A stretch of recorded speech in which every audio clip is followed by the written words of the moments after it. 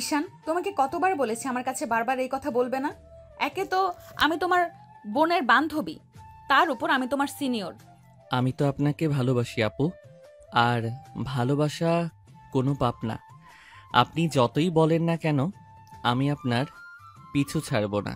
শুনো ঈশান, তুমি কিন্তু এবার বেশি বাড়াবাড়ি করছো। অনেক দিন ধরে সহ্য করছি, আর না, এবার কিন্তু তোমার বোনকে বলে দিব। সে আপনি বলতেই পারেন আপু, কিন্তু আমি যে আপনাকে ভালোবাসি এই কথা তো মিথ্যা না।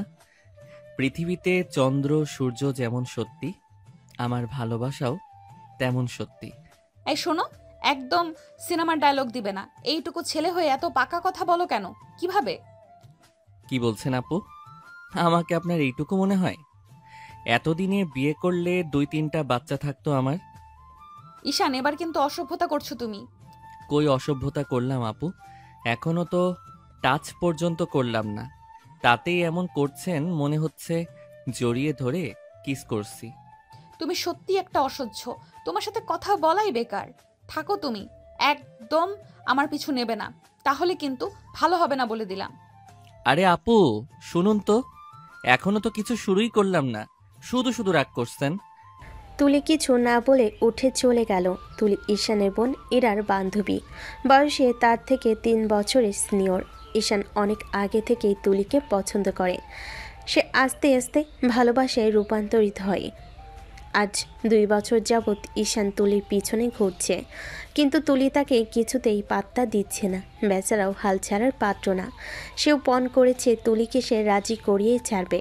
ঈশানের বোন ইরা অবশ্য এসব জানে না। ইরা জানলে এতদিনে কতগুলো থাপ্পড় জুটত কপালে আল্লাহই ভালো জানে। আজ ইরা ভার্সিটিতে আসেনি। তুলি ক্যান্টিনে বসেছিল, আর ঈশানও তাকে বিরক্ত করলো, তাই তুলি রেগে চলে গেল।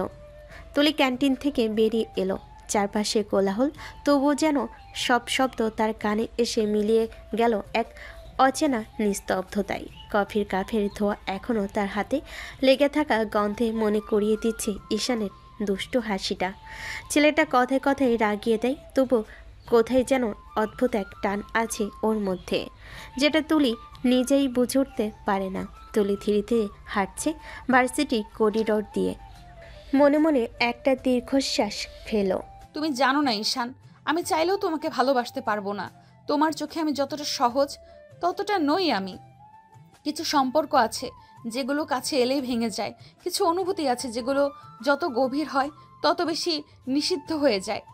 একটা হালকা হাওয়া তার চুলে খেলা করলো। মনে হলো বাতাসও যেন ঈশানের নাম ধরে ডাকছে, তুলি আপু। সে ডাকে সে চোখ বন্ধ করলো এক মুহূর্তের জন্য। তারপর ঠোঁটের কোণে তীব্র কষ্টমাখা এক হাসি ফুটে উঠল। তুমি বুঝবে না ঈশান, ভালোবাসা কখনো কখনো বোঝা হয়ে যায়। আমি সেই বোঝাটা আর নিতে পারি না। দূরে ভার্সিটির ঘন্টা বাজলো। তুলি পা বাড়ালো ক্লাসের দিকে, কিন্তু তার বুকের ভেতরটা হঠাৎ ভারী হয়ে গেল। মনে হচ্ছিল যেন কোনো অজানা গোপন সত্যতাকে আঁকড়ে ধরে টানছে। একটা অতীত যা সে যতই চাপা দিক বারবার ফিরে আসে ঈশানের মুখে হাসির ছায়া হয়ে। সে জানে না এই লড়াইটা কাকে নিয়ে, নিজেকে নাকি সেই ছেলেটাকে যে বেয়াদবের মতো বারবার বলে আমি আপনাকে ভালোবাসি আপু। তুলি একবার আকাশের দিকে তাকালো। চোখের কোণে জমে থাকা জলটা ঠোঁটের কোণে হারিয়ে গেল। না ঈশান, তুমি জানো না আমি কি। তুমি জানলে হয়তো আজ আমাকে ভালোবাসতে পারতে না। এই বলে তুলি ধীরে ধীরে হাঁটতে লাগলো। তার প্রতিটি পদক্ষেপ লুকিয়েছিল এক অনুচ্চারিত রহস্য, যা হয়তো একদিন সব সামনে আসবে। ক্যান্টিন থেকে বেরিয়ে তুলি যখন ভার্সিটি গেটের দিকে যাচ্ছিল, তখন তার মনে পড়ল আজ ইরা কেন এলো না। সকাল থেকে মেয়েটা কোনো খবর দেয়নি। সাধারণত ইরা না এলে আগে জানিয়ে দেয়, কিন্তু আজ একদম চুপচাপ। তুলি ব্যাগ থেকে ফোনটা বের করে নাম্বার ডায়াল করলো। ফোনের ওপাশ একটু সময় নিল, তারপর পরিচিত কণ্ঠস্বর ভেসে এলো। হ্যালো তুলি। কিরে, তুই আজ ভার্সিটিতে আসিস নাই কেন? সকাল থেকে খোঁজ করলাম, তোর তোর কোনো খবরই পেলাম না। ওপাশে একটুখানি নিঃশ্বাসের শব্দ শোনা গেল। তারপর ইরার কণ্ঠটা একটু ক্লান্ত শোনালো। আসলে তুলি, মায়ের একটু শরীর খারাপ হয়ে গেছে, তাই সকালে ডাক্তারের কাছে নিয়ে এসেছি। ওরে বাবা, কি হয়েছে আন্টির? হঠাৎ এমন কি হলো? ইরা এক মুহূর্ত চুপ করে রইল। মনে হলো যেন ভেতরে কোনো চাপা উদ্বেগ কাজ করছে। মায়ের পুরনো সমস্যা তো জানিসই, প্রেশারের। গতকাল রাত থেকে প্রেশারটা অনেক বেড়ে গেছে, উপরোক্ত একটু বুক ধরফর করছে। ডাক্তার বলছে কিছু টেস্ট দিতে হবে, এখন রিপোর্টের জন্য অপেক্ষা করছি। তুলির বুকটা কেমন যেন ধক করে উঠল। সে আন্টিকে ছোটবেলা থেকেই দেখছে, খুব মিষ্টি আর শান্ত স্বভাবের মানুষ, সবসময় হাসি খুশি থাকেন। আর তুলিরও খুব প্রিয় বটে। আহারে, আন্টির তো এমন হওয়ার কথা না। নিশ্চয়ই গত কয়েকদিনের চিন্তা ভাবনা আর কাজের চাপের জন্যই এমন হয়েছে। আমি বিকেলে একবার চলে আসব, ওনার সাথে দেখা করে যাব, ঠিক আছে? না না, তুই কষ্ট করে আসিস না, ডাক্তার বলেছেন বিশ্রাম নিতে হবে, ওষুধ দিয়েই ঠিক হয়ে যাবে। তাও আমি যাব, আন্টির সাথে দেখা না করে শান্তি পাবো না। তুই তো জানিস আমি ওনাকে কতটা ভালোবাসি। জানি জানি, তুই আসলে মা খুশি হবে। তোর কথাই তো হাসতে হাসতে প্রেশারই কমে যায়। তুলি হালকা হেসে উঠল, কিন্তু তার কণ্ঠে একটা অদ্ভুত মায়া মেশানো স্নিগ্ধতা ছিল। মনে মনে ভাবল, ইরার পরিবারটা যত সুন্দর, কত শান্ত, আর আমি আমার জীবনের প্রতিটা কোণ জুড়ে শুধু অতীতের অজানা দুঃখ। হঠাৎ সেই মুহূর্তে ঈশানের মুখ ভেসে উঠল তার চোখে। ছেলেটা প্রতিদিন কত মজা করে কথা বলে, হাসাই রাগায়, অথচ সে জানে না তার হাসির পেছনে একটা মেয়ের বুকে কত ভয় লুকানো। ইরার মার জন্য মন খারাপ হলো, কিন্তু জানি না কেন ওর ছেলেটার মুখটাই বারবার চোখের সামনে আসছে। এই ছেলেটাকে না দেখলেই শান্তি পাই না, আবার দেখলেও মনটা কেমন ওলট পালট করে দেয়। ফোনটা কানে রেখে আবার বলল, আচ্ছা ইরা, আন্টির জন্য কিছু আনবো, ফল বা জুস? না, দরকার নেই। তবুও যদি আসিস তাহলে শুধু মায়ের জন্য একটা লাল গোলাপ নিয়ে আসবি, উনি ফুল খুব ভালোবাসে। ঠিক আছে, আমি আসবো। তুই মার খেয়াল রাখ, ওষুধগুলো সময় মতো খাওয়াস। ঠিক আছে, তোকে জানাবো রিপোর্ট পেলে। ফোন কেটে গেল, কিন্তু তুলির মনটা কেমন অস্থির হয়ে রইল। ভার্সিটির গেটের বাইরে এসে সে একটু থামল। চোখের সামনে সূর্যটা যেন একটু নিচে নেমে এসেছে, বিকেলের আলোয় চারপাশটা সোনালি হয়ে উঠেছে। তুলি হালকা করে ব্যাগের স্টেপটা ঠিক করলো। মনে মনে ভাবল, কত সহজে সবাই নিজের মানুষকে ভালোবাসে, খেয়াল রাখে, আর আমি আমার জীবনে ভালোবাসা মানে শুধু নিষেধ আর ভয়। আমি চাইলেও ঈশানকে ভালোবাসতে পারবো না কোনোদিন। তার চোখে যেন জল চিকচিক করে উঠল, তবুও মুখে একরাশ হাসি এনে সে পা বাড়ালো রাস্তায়। সে জানে না কয়েক ঘন্টা পর ঈশান আবারও তার সামনে এসে দাঁড়াবে, সে চিরচেনা দুষ্ট হাসি নিয়ে। ঠিক এমন সময় যখন তুলির মন সবচেয়ে দুর্বল থাকবে। বিকেলের আকাশটা অদ্ভুত সুন্দর, রোদটা একটু মিলান, বাতাসে হালকা ঠান্ডা ভাব। তুলি রিকশায় বসে ইরাতের বাড়ির রাস্তা ধরে এগুচ্ছে, হাতে ছোট্ট একটা ফুলের তোড়া, লাল আর সাদা গোলাপ মিশে বানানো ইরার মায়ের জন্য। মনটা আজ একটু অন্যরকম লাগছে, হয়তো সকাল থেকেই ঈশানের বোকামি কিংবা ইরার মায়ের অসুস্থতার খবর দুটোই মিলেমিশে মনটাকে ভারী করে তুলেছে। গেটের সামনে নেমে তুলি ব্যাগ ঠিক করে ধীরে ধীরে দরজার দিকে এগোলো। ডোরবেল টিপতেই ভেতর থেকে কারোর হাঁটার শব্দ ভেসে এলো। দরজা খুলতেই তুলি এক মুহূর্তের জন্য থমকে গেল।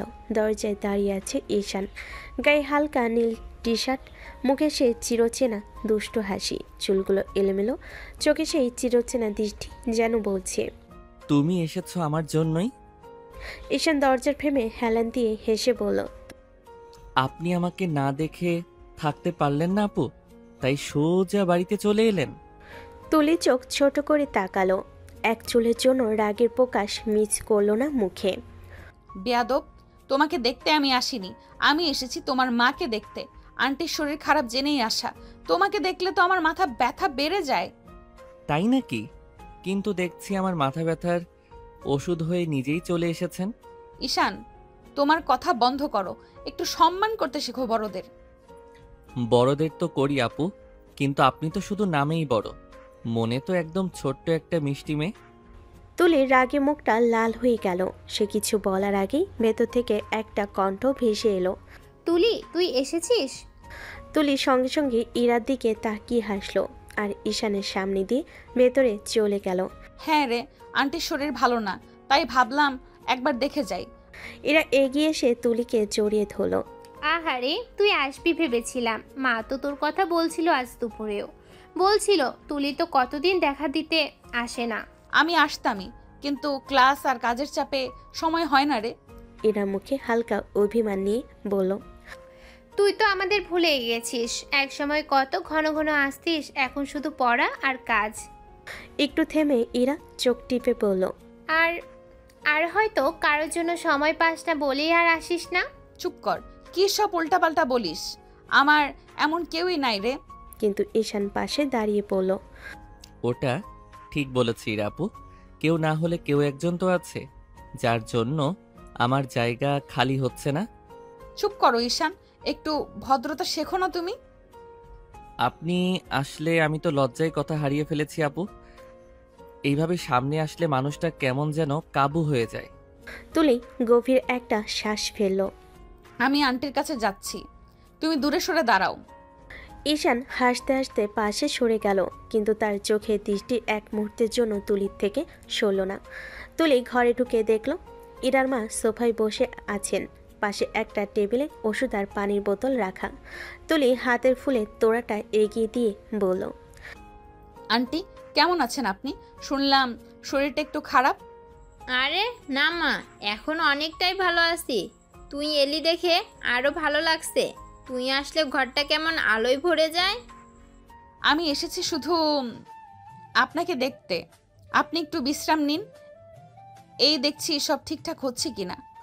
ইরা পাশে বসে ওষুধের বোতলটা খুলে দিল। তুলি, ডাক্তার বলেছে আগামী এক সপ্তাহ মাকে রেস্টে থাকতে হবে, আর সকালে বিকেলে ওষুধ খাওয়াতে হবে। তুলি মাথা নেড়ে সম্মতি জানালো। হ্যাঁ আমি আসবো, হ্যাঁ আমি আসবো, মাঝে মাঝে দেখে যেতে, আপনি চিন্তা করবেন না আন্টি। তুই তো আমাদের নিজের মেয়ে। আল্লাহ তোর মঙ্গল করুক মা। তুলির চোখের কোণে হালকা জল চিকচিক করে উঠল। সে মুহূর্তেই মনে হলো এই ঘরটার মানুষগুলো কত আপন, কত শান্ত, অথচ ও নিজের জীবনে শান্তি যেন বিলাসিতা হয়ে গেছে। পাশের দিকে তাকাতে দেখল দরজার ফাঁকে ঈশান দাঁড়িয়ে আছে চুপচাপ, কিন্তু চোখে এক অদ্ভুত মায়া। তুলি চোখ ফিরিয়ে নিল দ্রুত, যেন কিছুই দেখেনি। আন্টি একটু হাসলেন। ঈশান, তুলিকে চা দে বাবা। ও এলে চা না খাইয়ে ছাড়িস না। আমি নিজেই করে নেব, তোমার দরকার নেই। আপু, আপনি তো আমার মায়ের প্রিয় অতিথি, এখন আপনি চা বানাবেন, সেটা কেমন দেখাবে বলুন তো? তোমার মুখ দেখলেই খারাপ লাগে, চা দেখলে তো কি হবে কে জানে। ইরা হেসে গড়িয়ে পড়ল। তুই আর ঈশান একসাথে থাকলে ঘরটায় হাসির রাগের খেলা লেগেই থাকে। তুলি হেসে ফেল না চাইলেও। এই ছেলেটাকে রাগ করা যায় না, আবার রাগ করলেও কোথাও যেন একটা অদ্ভুত টান পেয়ে যায় সে নিজের ভেতরে। চা আনতে ঈশান রান্নাঘরের দিকে গেল। তুলে আন্টির পাশে বসে রইল, কিন্তু মনটা অদ্ভুতভাবে অস্থির। মনে মনে বলল, তুমি জানো না ঈশান, আমি চাইলেও এই ঘরটায় যতটুকু আসি ততটাই ভয় পাই, কারণ তোমার চোখের হাসির ভেতরে যে আবেগটা দেখি সেটাই আমাকে দূরে সরিয়ে দেয়। আমি পারি না, পারবও না। দূরে রান্নাঘর থেকে চায়ের গন্ধ আসছে, সেই গন্ধে যেন একটুখানি ভালোবাসার ছোঁয়া লুকিয়ে আছে, যা তুলি বুঝতে চায় না, কিন্তু তার হৃদয় ঠিকই টের পায়। রান্নাঘর থেকে ভেসে আসছে চায়ের গন্ধ, গরম ধোয়া উঠছে কাপের ভেতর থেকে, সেই সাথে কিচিরমিচির করে পাখিরাও যেন বিকেলটা উপভোগ করছে। তুলি বসে আছে সোফার এক পাশে, পাশে ইরার সামনের চেয়ারে ইরার মা আন্টি। একটুখানি ক্লান্তি তার চোখে মুখে, কিন্তু মুখে সেই চিরচেনা কোমল হাসি। ঠিক তখনই ঈশান চায়ের ট্রে হাতে ঘরে ঢুকলো, মুখে সেই দুষ্ট হাসিটা এখনো জলজল করছে। এই নিন আপুর জন্য বিশেষ চা, আমি নিজ হাতে বানিয়েছি, তাই স্বাদ একটু বেশি মিষ্টি হতে পারে।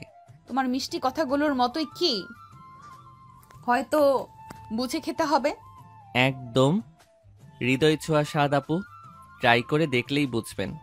তুলি কড়া চোখে তাকালো, কিন্তু কিছু বলল না, শুধু কাপটা হাতে নিয়ে ধীরে ধীরে এক চুমুক দিল।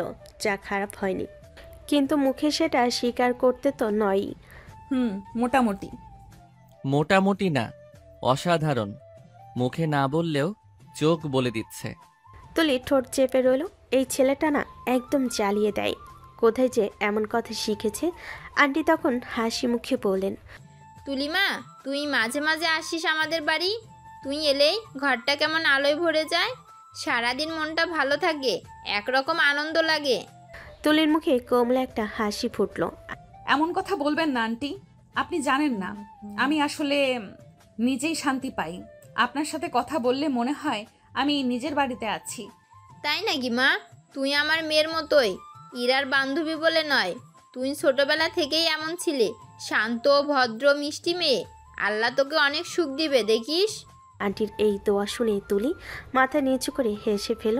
ঠিক সেই মুহূর্তেই পাশে বসা ঈশান নিচু গলায় বিড়বিড় করে বলল, আরে মা, একেবারে ছেলের বউ করে নিয়ে আসো না ওকে, তাহলে সারা দিন তোমার সাথেই থাকবে, তোমার মনও ভালো থাকবে, আমারও। তুলির কানে কথাটা পরিষ্কার পৌঁছালো। চোখ দুটো গোল হয়ে গেল মুহূর্তেই। মুখে সেই রাগের ছায়া যেটা ঈশান বারবারই দেখতে চায়, কারণ এই রাগের মধ্যেই তুলিকে সবচেয়ে সুন্দর লাগে তার চোখে। তুলি দ্রুত ঈশানের দিকে তাকিয়ে ফিসফিস করে বলল, চুপ, একদম চুপ করো তুমি। ঈশান মুচকি হাসলো, যেন তারই জয় হয়েছে।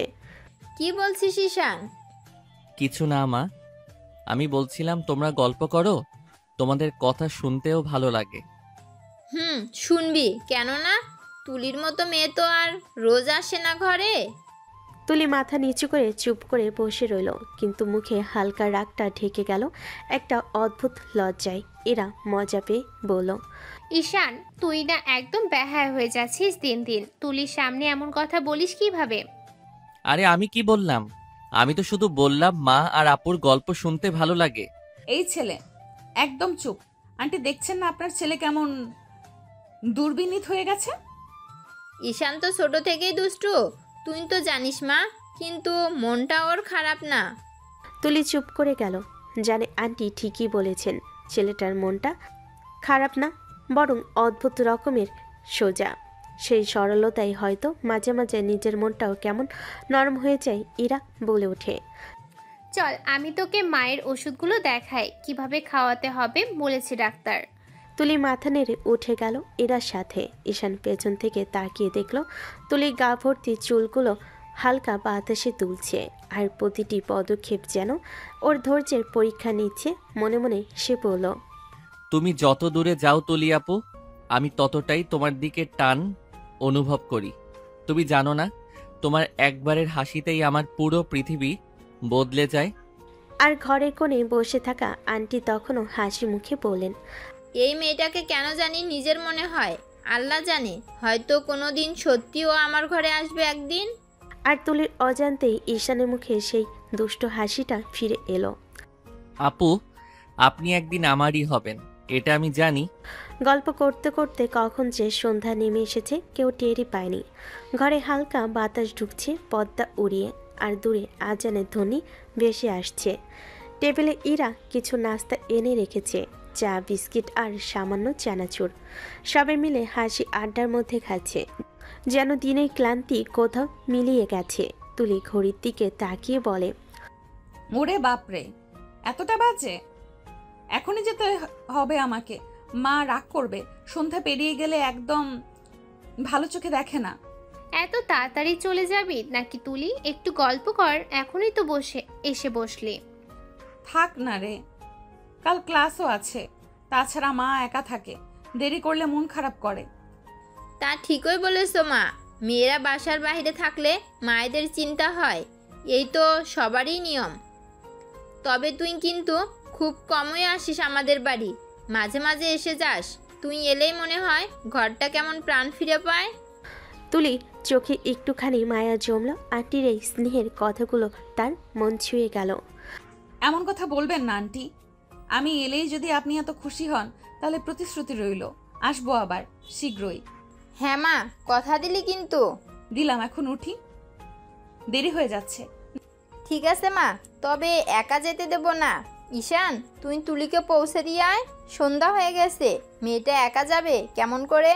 না না আন্টি, আমি একাই চলে যাব, আপনি চিন্তা করবেন না, রিক্সা উঠলেই হয়ে যাবে। পারবি জানি মা, তুই একা যেতে পারবি, কিন্তু আমি যে মেয়েটাকে নিজের মেয়ের মতো মনে করি, তাকে এই সন্ধ্যার সময় একা ছাড়তে পারি না রে।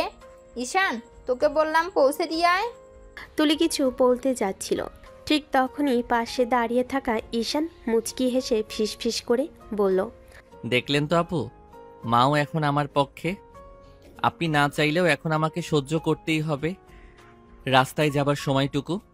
বেশি বাড়াবাড়ি করবে না, চুপচাপ যাবে, কোনো কথা বলবি না পথে। আপু, আমি কি কোনোদিন চুপচাপ থাকি নাকি? তবে ঠিক আছে, আপনার জন্য চুপ থাকবো যদি আপনি বলেন ভালোবাসি। ঈশান, তুলি রেখে দরজার দিকে এগিয়ে গেল আর ঈশান মায়ের দিকে তাকিয়ে বলল, মা, আমরা যাচ্ছি, তুমি ওষুধ খেয়ে নাও, আমি ফিরে এসে দেখি। ঠিক আছে বাবা, সাবধানে যাস। তুলিমা, তুইও সাবধানে যাস। ঠিক আছে আন্টি, খেয়াল রাখবেন নিজের, কাল আবার ফোন দেব। দরজার সামনে দাঁড়িয়ে ঈশান তুলিকে দেখল। বাতাসে তার চুল উড়ছে, সন্ধ্যার আলোয় মুখটা হালকা মিলান। তুলি হয়তো বুঝতে পারছে না, কিন্তু সেই মুহূর্তে ঈশানের মনে হচ্ছিল এই মেয়েটা শুধু তার মায়ের নয়, তার জীবনের আলো হয়ে উঠছে ধীরে ধীরে। আপু, আজ তুমি শুধু মায়ের জন্য এসেছিলে, কিন্তু একদিন তুমি আসবে শুধু আমার জন্য। আমি জানি সেই দিনটা খুব দূরে নয়। বাইরে গোধূলির আলো ঝিমিয়ে পড়ছে আর তাদের দুজনের ছায়া ধীরে ধীরে মিলিয়ে যাচ্ছে রাস্তায়। বাইরে তখন হালকা অন্ধকার নেমেছে, রাস্তার বাতিগুলো একে একে জ্বলে উঠছে, বাতাসে ভেসে আসছে ফুলের গন্ধ আর দূরে আজানের শেষ সুরগুলো মিলিয়ে যাচ্ছে।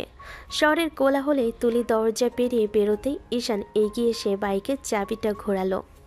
চলেন আপু, আজকে আমার বাইকেই নিয়ে যাই আপনাকে, 5 মিনিটেই বাড়ি পৌঁছে যাবে। তুমি কি ভাবছো আমি তোমার সাথে বাইকে চড়ে যাব? কোনো দরকার নেই, আমি রিক্সায় যাব। কেন? আমার বাইকে কি কোনো ত্রুটি আছে নাকি? নাকি বাইকের চালকটাই সমস্যা? হ্যাঁ, ঠিক সেটাই সমস্যা। বাইকের চালকটা বেশি কথা বলে, বেশি হাসে, আর সবচেয়ে খারাপ, সে আমার ছাত্রী জীবনের শান্তি কেড়ে নিয়েছে।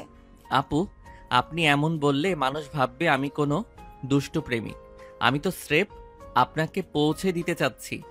দরকার নেই, যদি সত্যি পৌঁছে দিতে চাও তাহলে রিক্সা আনো। ঈশান মুখটা সামান্য নামিয়ে বলল, ঠিক আছে আপু, যেহেতু আপনি আদেশ দিয়েছেন তাই এখন আমি রিক্সা খুঁজে আনছি। সে একটু দূর পর্যন্ত গেল, কিন্তু সন্ধ্যার সময় রিক্সা পাওয়া যেন ভাগ্যের ব্যাপার হয়ে গেল। রাস্তার সবগুলো রিক্সা যাত্রী নিয়ে ছুটে যাচ্ছে। 5 মিনিট, 10 মিনিট, তারপর 15 মিনিট পার হলো। এই তো বলেছিলাম সন্ধ্যায় রিক্সা পাওয়া যায় না, এখন কি করবে বলো? আপু, তাহলে একটা উপায় বলুন। আপনি হাঁটবেন, আমি আপনার পাশে পাশে থাকব, এতে রিক্সারও দরকার হবে না, আর আমি আপনাকে একা ফেলে যাব না। তুমি একদম চুপ করে হাঁটবে, বেশি কথা বলবে না, বুঝেছো?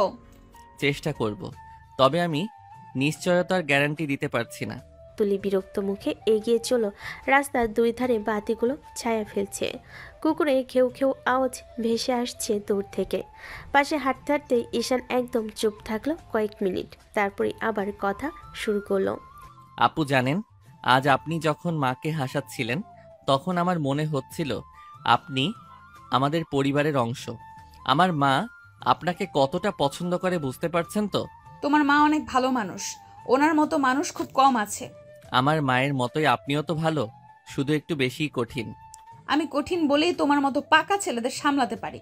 ও, মানে আপনি আমাকে সামলানোর জন্যই জন্মেছেন? ঈশান, একটা কথা বারবার বলবে না। ঠিক আছে আপু, কিন্তু একটা কথা বলবো, রাগ কইরেন না। বলো। আপনি রাগ করলে দেখতে খুব সুন্দর লাগে, মনে হয় চোখের ভেতর আগুন আর ঠোঁটের কোণে রক্তিম ফুল ফুটেছে। তুমি কি একটুও ভয় পাও না আমাকে? ভয় পাই, কিন্তু সেই ভয়েও একরকম শান্তি আছে। আপনি যখন রাগ করেন তখনও মনে হয় এই রাগটাও আমার জন্য। তুলির মনে কেমন যেন একটা ঢেউ উঠল, তবুও মুখে কঠিন ভাব রাখলো। এসব নাটকীয় কথা বন্ধ করো, তোমার এই মিষ্টি কথায় আমি পা দেই না, বুঝলে? বুঝেছি আপু, তবে আমার চেষ্টা কিন্তু চলবেই। দুজনের মধ্যে নীরবতা নেমে এলো। সন্ধ্যার অন্ধকার এখন পুরোপুরি ছড়িয়ে গেছে, বাতাসে হালকা ঠান্ডা ভাব, পায়ের নিচে শুকনো পাতার খসখস শব্দ। তুলি একটু দ্রুত হাঁটছে আর ঈশান নীরবে তার সঙ্গে তাল মিলিয়ে হাঁটছে, কখনো সামনে কখনো পাশে। একসময় তুলির বাড়ির মোড় এসে গেল। ঠিক আছে, এখন তুমি ফিরে যাও, আমি একাই যাব। ঠিক আছে আপু, তবে আপনি পৌঁছানোর পর একটা মেসেজ দিবেন, না হলে আজ রাতে ঘুমাতে পারবো না। অযথা ড্রামা করো না, আমি মেসেজ দেব না। ঠিক আছে, তাহলে আমি অপেক্ষা করব যতক্ষণ না আপনি দেন। তুলি কিছু না বলে ঘুরে চলে গেল। ঈশান পেছন থেকে তাকিয়ে রইল যতক্ষণ না সে অন্ধকার গলিতে মিলিয়ে গেল। আপু, আপনি না চাইলেও আমি একদিন এমনভাবে আপনার জীবনে ঢুকবো যে আপনি নিজেই পথ হারিয়ে ফেলবেন আমার ভালোবাসায়। বাতাসে হালকা সুর বয়ে যায়, রাতের নরম আলোয় ছেলেটির চোখে তখন শুধু একটাই প্রতিজ্ঞা, তুলিকে একদিন আমার করেই ছাড়বো। বাইরে তখন গভীর সন্ধ্যা। হালকা ঠান্ডা বাতাসে গাছের পাতায় খসখস শব্দ আর দূরের রাস্তায় ছুটে যাওয়া গাড়ির আলো মিলেমিশে এক অদ্ভুত নিস্তব্ধতা তৈরি করেছে। তুলি ক্লান্ত পায়ে গলির ভেতর দিয়ে নিজের বাসায় ফিরছে। সারা দিন ধরে মানসিক চাপ, ঈশানের বাড়িতে যাওয়া আসা সব মিলিয়ে ওর মাথা ভারী হয়ে আছে। দরজা খুলতেই ভেতর থেকে তুলিকে দেখে ওর মা এগিয়ে এলেন, চোখে মুখে হালকা চিন্তার ছাপ। এত দেরি করলি কেন মা? তুই তো সাধারণত সন্ধ্যার আগে চলে আসিস। মনটা খারাপ হচ্ছিল আমার। আন্টির শরীরটা ভালো নেই মা, আমার সাথে গল্প করতে চাইছিলেন। কতদিন পরে তো গেলাম, ওনার মনের অবস্থা দেখে মানা করতে পারলাম না, তাই একটু দেরি হয়ে গেল। আচ্ছা মা, ওনারও তো বয়স হয়েছে, তুই গিয়েছিস, ওনার ভালোই লেগেছে। ভিতরে যা, হাত মুখ ধুয়ে এসে খেয়ে নে। তুলি চুপচাপ হেঁটে নিজের ঘরে ঢুকলো। ঘরটা নরম আলোয় ভরা, জানালা দিয়ে আসা বাতাসে পর্দা হালকা নড়ছে। এক কোণে টেবিলে বইগুলো পড়ে আছে, আর আয়নায় নিজের প্রতিচ্ছবি তাকিয়ে আছে তারই দিকে। তুলি আয়নার সামনে দাঁড়ালো, ব্যাগটা নামিয়ে আয়নায় নিজের মুখের দিকে তাকালো। চোখে ক্লান্তি, ঠোঁটের কোণে যেন অদৃশ্য অভিমান। ঈশান, তুমি কেন অযথা আমার পেছনে ঘুরছো? তুমি কেন বারবার চেষ্টা করছো আমাকে বোঝাতে যে তুমি আমাকে ভালোবাসো? ভালোবাসা কোনো খেলনা নয় যে চাইলেই পাওয়া যায়। তার চোখের সামনে ঈশানের আজকের হাসি, দুষ্টামি আর তার মায়ের সামনে বলা ছেলের বউ কথাটা ভেসে উঠল মনে মনে একটা হালকা ঝড় উঠল তার ভেতর। তুমি হয়তো বুঝতেই পারো না ঈশান, আমি কেন এতটা কঠিন। তুমি হাজার চাইলেও আমাকে পাবে না। আমার জীবনটা এত সোজা নয়। আমার পেছনে এমন এক অতীত আছে যা তুমি জানো না, আর জানলেও হয়তো তুমি আর এগোতে চাইবে না। তুলির বুকের ভেতর হালকা কাঁপন উঠল। সে হাত দিয়ে আয়নার প্রান্ত ধরে গভীর শ্বাস নিল। বাড়ি থেকে মায়ের গলা ভেসে আসছে, মা, হাত মুখ ধুয়ে এসো, খেয়ে নিও। আসছি মা। তুলির চোখের কোণে জমা হওয়া অদৃশ্য জলের ফোঁটাটা হাত দিয়ে মুছে নিল। আয়নায় নিজের মুখের দিকে শেষবার তাকিয়ে নীরবে ফিস ফিস করে বলল, ঈশান, তুমি জানো না আমার হৃদয়ের চারপাশে কতগুলো দেওয়াল। তুমি যতই চেষ্টা করো হয়তো কোনোদিন পারবে না ভাঙতে। তারপর সে ঘর থেকে বেরিয়ে গেল, কিন্তু ঘরের ভেতর রয়ে গেল তার সেই প্রতিচ্ছবিটা, যেটা অদৃশ্য কোনো কষ্টে ঢাকা। আর চোখে ভাসছে অজানা এক রহস্যের ছায়া। ভোরের আলোটা যেন আজ একটু উজ্জ্বল। তুলি ঘুম থেকে উঠে ক্লাসের প্রস্তুতি নিল, ব্যাগে বই গুছিয়ে বের হলো। মনটা যদিও ভারী, তবুও মুখে কোনো ছাপ রাখলো না। মনে মনে ভেবেছে আজ আর কোনো ঝামেলা করবে না, সোজা ক্লাস করবে আর সোজা বাড়ি ফিরবে। ভার্সিটির ক্যান্টিনের পাশেই করিডোরটা তখনও বেশ ফাঁকা। গরম চা আর সমচার গন্ধ ভেসে আসছে। তুলি ধীরে ধীরে হেঁটে যাচ্ছিল, হঠাৎ সামনে থেকে হেসে হেসে ঈশান এসে দাঁড়ালো। কি ব্যাপার আপু, আপনি তো কাল আমাকে মেসেজ দিলেন না? কেন আমি মেসেজ দিব? আমি তো তোমাকে আগেই বলে দিয়েছিলাম আমি তোমাকে মেসেজ দেব না। ঈশানের মুখটা হঠাৎ একটু নরম হয়ে গেল, যেন সে মন থেকে কিছু ভেঙে পড়ল। কিন্তু আমি তো কত আশা করেছিলাম আপনি একটা মেসেজ দেবেন, শুধু লিখবেন পৌঁছে গেছি, তাতেই আমি শান্তি পেতাম। তুমি কেন আশা করছিলে? তোমাকে কি আমি বলেছিলাম আশা করে থাকতে? আমি তো তোমাকে স্পষ্ট করে দিয়েছি আমার থেকে কিছু আশা করো না। সেটা বললে কি করে হয় আপু? আপনি বললেন তাই, আর আমি আশা করব না, এটা কি কখনো হয়? তুলি কয়েক সেকেন্ড চুপ করে দাঁড়িয়ে থাকলো। ঈশানের চোখে অদ্ভুত এক সত্যি আর জেদ ঝিলিক মারছে। আমি তো আপনার আশাতেই বেঁচে আছি আপু, আপনি যদি আশা না দেন আমি বাঁচবো কিভাবে? ঈশান, আমার জীবনটা বুঝতে পারো না। তুমি এমন এক জায়গায়, আমি এমন এক জায়গায় দাঁড়িয়ে আছি যেখানে তোমাকে কোনো স্বপ্ন দেখাতে পারি না। তুমি যতই চাইবে আমার জীবন ততই দূরে থাকবে তোমার থেকে। আপু, আমি তো কোনো স্বপ্ন চাইনি, আমি শুধু আপনাকে চাই, আর আপনি যত দূরেই থাকুন আমি ততটা হেঁটে আসব।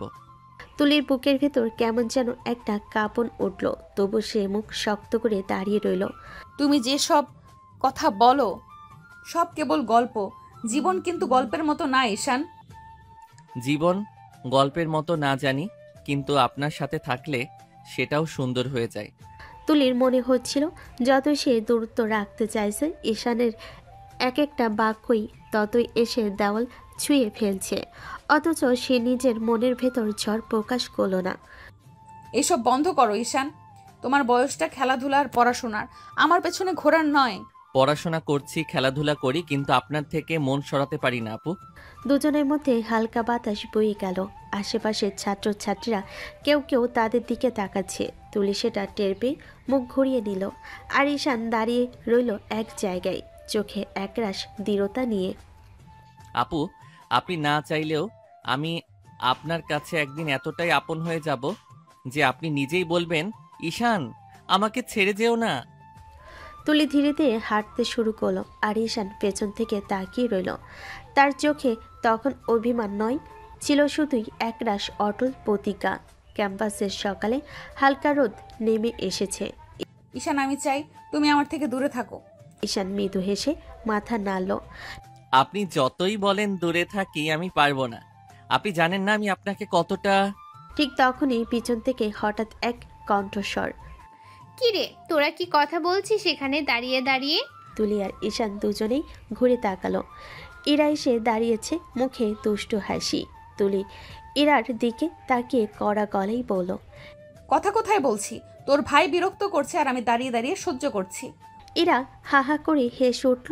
ভাই আর বান্ধবীর মুখের দিকে তাকিয়ে বলল, তুই তো জানিসই ঈশান কেমন, ওর কথাই কিছু মনে করিস না। তুলি ব্যাগটা কাঁধে ভালোভাবে রেখে বলল, ওর কথাই কিছু মনে করার সময় আমার নেই ইরা। ইরা হাসতে হাসতে তুলির হাত ধরে পড়ল। আচ্ছা আচ্ছা, যা হয়েছে গেছে, এখন চল ক্লাসে যাই। তারা তিনজনই একসাথে হাঁটতে শুরু করলো। ঈশান চুপচাপ দুপাশে তাকিয়ে হাঁটছে, আর তুলি সামনের দিকে হেঁটে যাচ্ছে কড়া মুখে। ক্লাসের দিকে যেতে ছাত্রছাত্রীদের ভিড়, চারিদিকে হালকা গুঞ্জন। এরা দুজনের মাঝে হাসি মুখে মজা করতে করতে হাঁটছে, আর ঈশান মাঝে মাঝে তাকিয়ে দেখছে তুলির কাঁধে ঝুলে থাকা ব্যাগের স্টাফ। তার হেঁটে যাওয়ার ভঙ্গি, ভেতরে ভেতরে যেন একটা অদৃশ্য টান টান উত্তেজনা ছড়িয়ে আছে। ক্লাসের ঘন্টা শেষ হলো, ছাত্রছাত্রীরা ধীরে ধীরে বেরোতে লাগলো। তুলির চোখে কিছুটা ক্লান্তি কিন্তু মনে একটা অদ্ভুত প্রশান্তি। এরা হঠাৎ তুলির দিকে তাকিয়ে হাসি মুখে বলল, তুলি, চল ফুচকা খেয়ে আসি। তুলি সামান্য মাথা নেড়ে বলল, না না, এখন ক্লাস নেই, বাসায় যাই।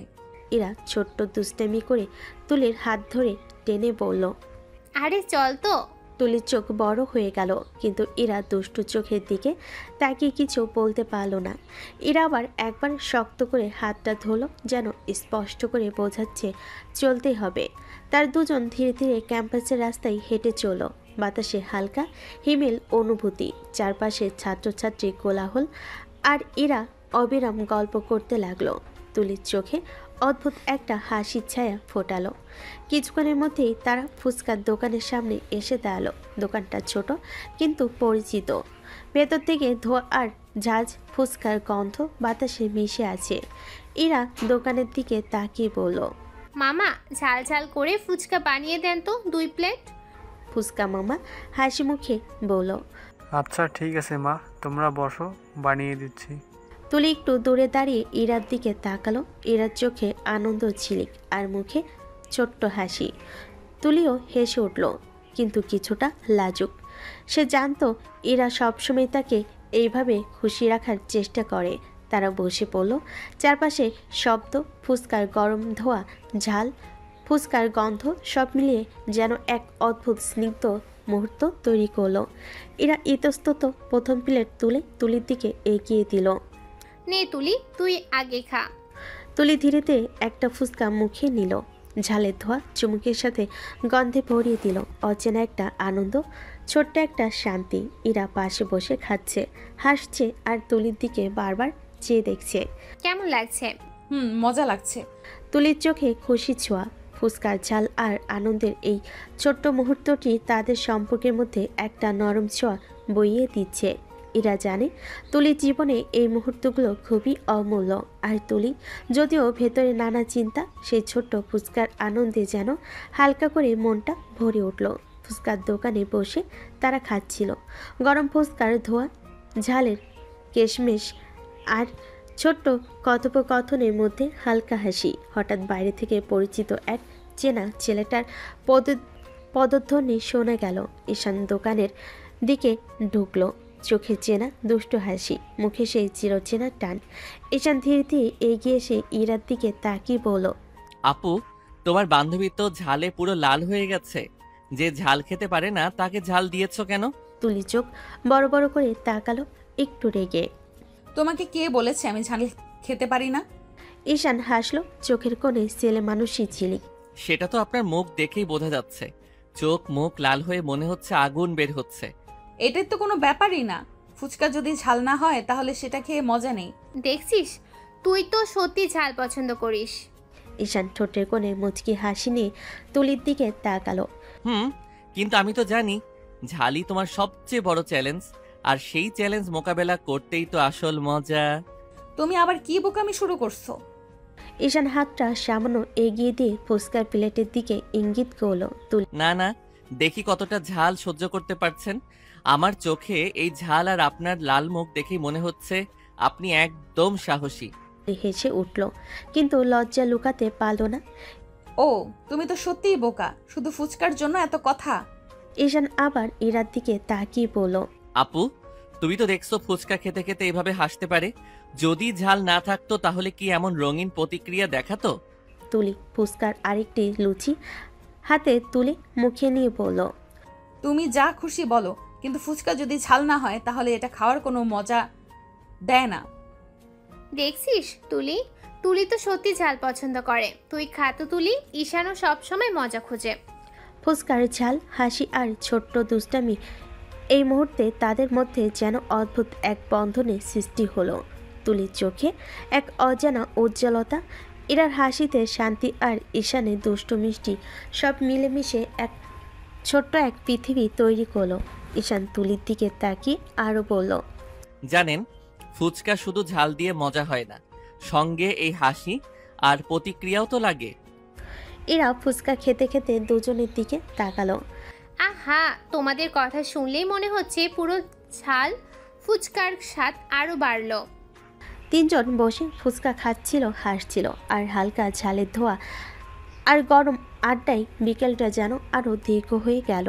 ঈশানের দুষ্ট দৃষ্টি, তুলির লাজুক রাগ আর ইরার মিষ্টি হেসে সব মিলে একটা ছোট্ট আনন্দের দুনিয়া তৈরি হয়ে গেল, যা কেউ চাইলে মনে রাখে সারা জীবন। ফুচকা খেয়ে তারা খানিকটা হালকা হেসে খেলে বসেছিল। হঠাৎ ইরা চোখে চুলে হাত দিয়ে বলল, আরে, আমার বই তো ক্লাসে ফেলে এসেছি, তোরা একটু দাঁড়াও আর আমি বই নিয়ে আসি। তুলি চোখে এক চটকা দিয়ে হেসে বলল, আচ্ছা তুই যা বলছিস, আমরা এখানে অপেক্ষা করি। ইরা কিছুক্ষণ হাঁটতে হাঁটতে দূরে চলে গেল। তুলির পা উঠল, ঠিক তখনই তার সঙ্গে হঠাৎ একটা ঝাপটা লাগলো। চোখ খুলতে দেখলো ঈশান তার পাশে এসে দাঁড়িয়েছে। হাওয়ায় হালকা বাতাস বইছে, আর দুজনের দৃষ্টির মধ্যে যেন এক অজানা উত্তেজনা। ঈশান হেসে বলল, ও, কোথায় যাচ্ছেন একা? একটু তো ধরা দাও। কিন্তু ঠিক সেই মুহূর্তে তুলির ব্যাগটা হালকা হেলে পড়ে, আর তার সঙ্গে ঘটে এক অদ্ভুত ঘটনা। তুলির ঠোঁটের সাথে ঈশানের ঠোঁট লেগে গেল। দুজনে এই মুহূর্তের জন্য স্থির হয়ে গেল। মুখ কেঁপে উঠল, হাত দুটো অবচেতনভাবে হেলেছিল। কিছুক্ষণের জন্য সময় যেন থেমে গেল। তুলি চমকে নিজেকে সরিয়ে নিল, চোখে লজ্জা আর মুখে লাল চিমটি, কণ্ঠে কেবল ফিস ফিস। সরি, আমি ইচ্ছে করে করিনি। ঈশান কেবল হেসে বলল, চোখে অদ্ভুত কোমলতা। সমস্যা নেই, হঠাৎ এমন হলে কি করা যায়? ঠিক সেই সময় ইরা ফিরে এলো, হাতে বই। সে দুটি হাতে বই ধরে হাসতে হাসতে বলল, কি হয়েছে তোদের, এমন স্ট্যাচু হয়ে দাঁড়িয়ে আছিস কেন? কিছু হয়নি রে। ইরা বই হাতে তাদের দিকে তাকিয়ে বলল, তোরা দুজন একসাথে হাঁটছিস? না না, চলো আমরা তিনজন হেঁটে হেঁটে বাড়ি যাই। এবং তারা তিনজন ধীরে ধীরে হেঁটে বাড়ির দিকে এগোলো। পথে বাতাসে হালকা ঠান্ডা, চারপাশে বিকেলে সূর্যের সোনালি আলো। ঈশান মাঝে মাঝে হেসে তুলিকে কথা দিচ্ছিল, আর তুলিও মাঝে মাঝে হাসি মিশিয়ে প্রতিক্রিয়া দিচ্ছিল। আপু, তোমার বান্ধবী তো ভালোই মজা করতে পারে। হ্যাঁ, কিন্তু তোর চোখে যেন এক অদ্ভুত টান ও লুকিয়ে আছে। হেসে খেলে ছোট ছোট ঝগড়া আর মজা। এইভাবে তারা হেঁটে হেঁটে বাড়ির দিকে পৌঁছালো। হেঁটে হেঁটে হাঁটাহাঁটির মাঝে তুলি আর ঈশানের মধ্যে সেই অচেনা টান আর দৃঢ় হলো। সে আর ইরার হাসি ও শান্ত উপস্থিতি সব কিছুকে যেন আরও উজ্জ্বল করে তুলল। হ্যাঁ, এই ছোট্ট হাঁটাহাঁটেই আজকের সবচেয়ে মধুর স্মৃতি হয়ে থাকবে। আর আমি জানি এই ছোট্ট পথটাই আমাদের সম্পর্কের এক নতুন অধ্যায়ের শুরু। ঈশান মনে মনে বলল। রাস্তায় হালকা বাতাসে তাদের ধীর পা, ছোট ছোট কথোপকথন আর হাসিমুখের ছোঁয়া সব মিলিয়ে বিকেলের সময় যেন চিরন্তন হয়ে গেল। তুলি বাড়ির দরজা খুলে ভিতরে প্রবেশ করতেই চোখ বন্ধ করে এক মুহূর্ত দাঁড়িয়ে রইল। তখনই শুনতে পেল তুলি, সিয়াম এসেছে। মায়ের কণ্ঠে স্বাভাবিক ভাব, কিন্তু তুলির চোখে সেই নাম শুনে অজানা এক সাঁতার কেটেছে। তুলি মুহূর্তে চমকে উঠল। সিয়াম এখানে কেন এসেছে? দূর থেকে মা এগিয়ে এসে মুখে হালকা হাসি, কিন্তু তুলির মন শান্ত হলো না। মনে মনে ভাবে, তার মামাতো ভাইয়ের চরিত্রের কথা সে তো জানে একদম ভালো না। মা, তোমার ভাইয়ের ছেলে এখানে এসেছে কেন? ওকে চলে যেতে বলো। মা একটু অবাক হয়ে বললেন, কেমন কথা বলছিস তুলি? আত্মীয় এসেছে, তাকে কেউ চলে যেতে বলে না। তুলির চোখে আগুন জ্বলে উঠল, কণ্ঠে কড়া স্বর। আমি বলছি, আমি এই ছেলেকে একদম পছন্দ করি না, তাকে এই ঘরে থাকতে দেখবো না। খবরদার তুলি, এসব কথা আর বলতে বসবি না, সে তো আমাদের আত্মীয়। তুলি রাগ এত তীব্র হলে যে কেবল চোখে জল টলমল করতে লাগলো, আর কথার মধ্যে আর কিছু বলার অবকাশ পেল না। মা, আমি চাই না সে থাকুক। কথা শেষ হতে তুলি দ্রুত পা ফেলো তার ঘরের দিকে, দরজা বন্ধ করে ভেতরে ঢুকলো। ঘরে ঢুকে তুলি এক মুহূর্তের জন্য জানালার পাশে দাঁড়িয়ে রোদ্দুরের আলোয় মুখ ঢেকে নিল। মনে মনে বলল, আমি চাই না সে এখানে থাকুক। আমার শান্তি নষ্ট করলো। আমার নিজের ঘর, নিজের জীবন, তার জন্য নয়। বাইরে থেকে সামান্য আড্ডা চলছিল, কিন্তু তুলির কানে পৌঁছালো না। সে শুধু নিজের ঘরে শান্ত কোণে দাঁড়িয়ে অদৃশ্য গহ্বরের মতো মনে করছিল।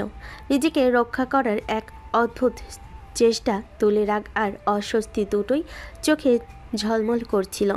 মনে মনে সিদ্ধান্ত নিল কাউকে আর কখনোই তার সীমার মধ্যে ঢুকতে দেবে না। এখানে কেউ আমার নিয়ন্ত্রণের বাইরে থাকতে পারবে না। আমি সেটা বরদাস্ত করব না। এবং সেই মুহূর্তে ঘরের দরজা থেকে হালকা হাওয়া বইছে, যেন বাইরে থেকে ভেতরে উত্তেজনা টের পাচ্ছে। তুলির চোখে অদ্ভুত এক অস্থিরতা, মুখে রাগের ছায়া। সে জানে এই অস্থিরতা সহজে শেষ হবে না। তুলি গোসল সেরে নতুন তোয়ালে বেঁধে ঘরে ফিরল। সারাদিনের ক্লান্তি একটু কমে এসেছে।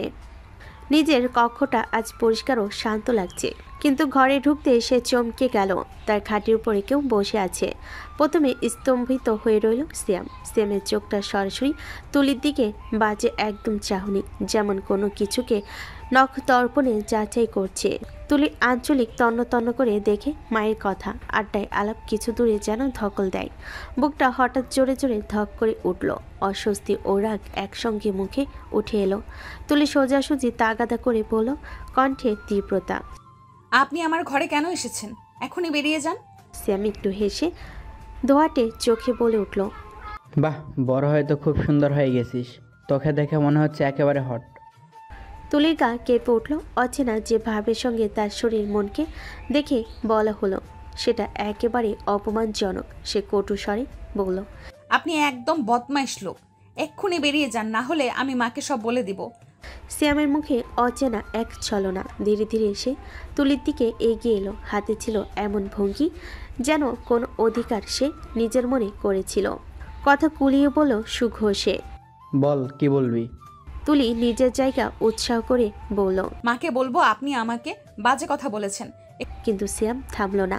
তার হাত আগের মতোই এগিয়ে গেল। একটি অপরাধ সুলভ স্পর্শ করতে চাইল। মুহূর্তের জন্য সময় যেন জমে গেল। তুলি ভয় পেয়ে জোরে চিৎকারের চেষ্টা করলো, সারা শরীর কাঁপতে লাগলো। বহুদিনের জড়তা ভেঙে সে হঠাৎ শক্ত সেই হাতটা ধাক্কা দিল। ধাক্কায় সিয়াম উল্টে সরতে ধমক দিল, চোখে ক্ষুব্ধতা, ঠোঁট কাঁপছে, কিন্তু বেশি কিছু বলল না। তুলি তখন আর বসে থাকার কথা ভাবল না, সোজা দরজার দিকে দৌড় দেয়।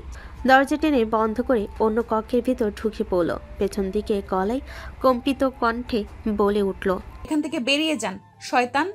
সিয়াম বাইরে দাঁড়িয়ে ধীরে ধীরে হাঁটতে লাগলো, কণ্ঠে লঘু এক অমনি প্রতিশ্রুতি নিজের মনে ভেবে পড়ল।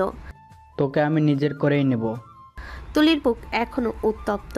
কক্ষের দেওয়ালে হাত দিয়ে সে দাঁড়িয়ে রইল, কানে প্রতিধ্বনি হয়ে আসছে সিয়ামের বাক্য।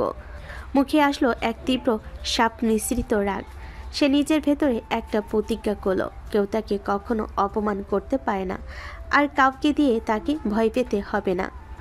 দরজার ওপাশ থেকে সিয়ামের পদধ্বনি ধীরে ধীরে দূরে গেল, কিন্তু তুলির ভেতর থেকে যে অস্থিরতা ও উদ্বেগ জন্ম নিয়েছে তা হঠাৎ মিটে যায় না।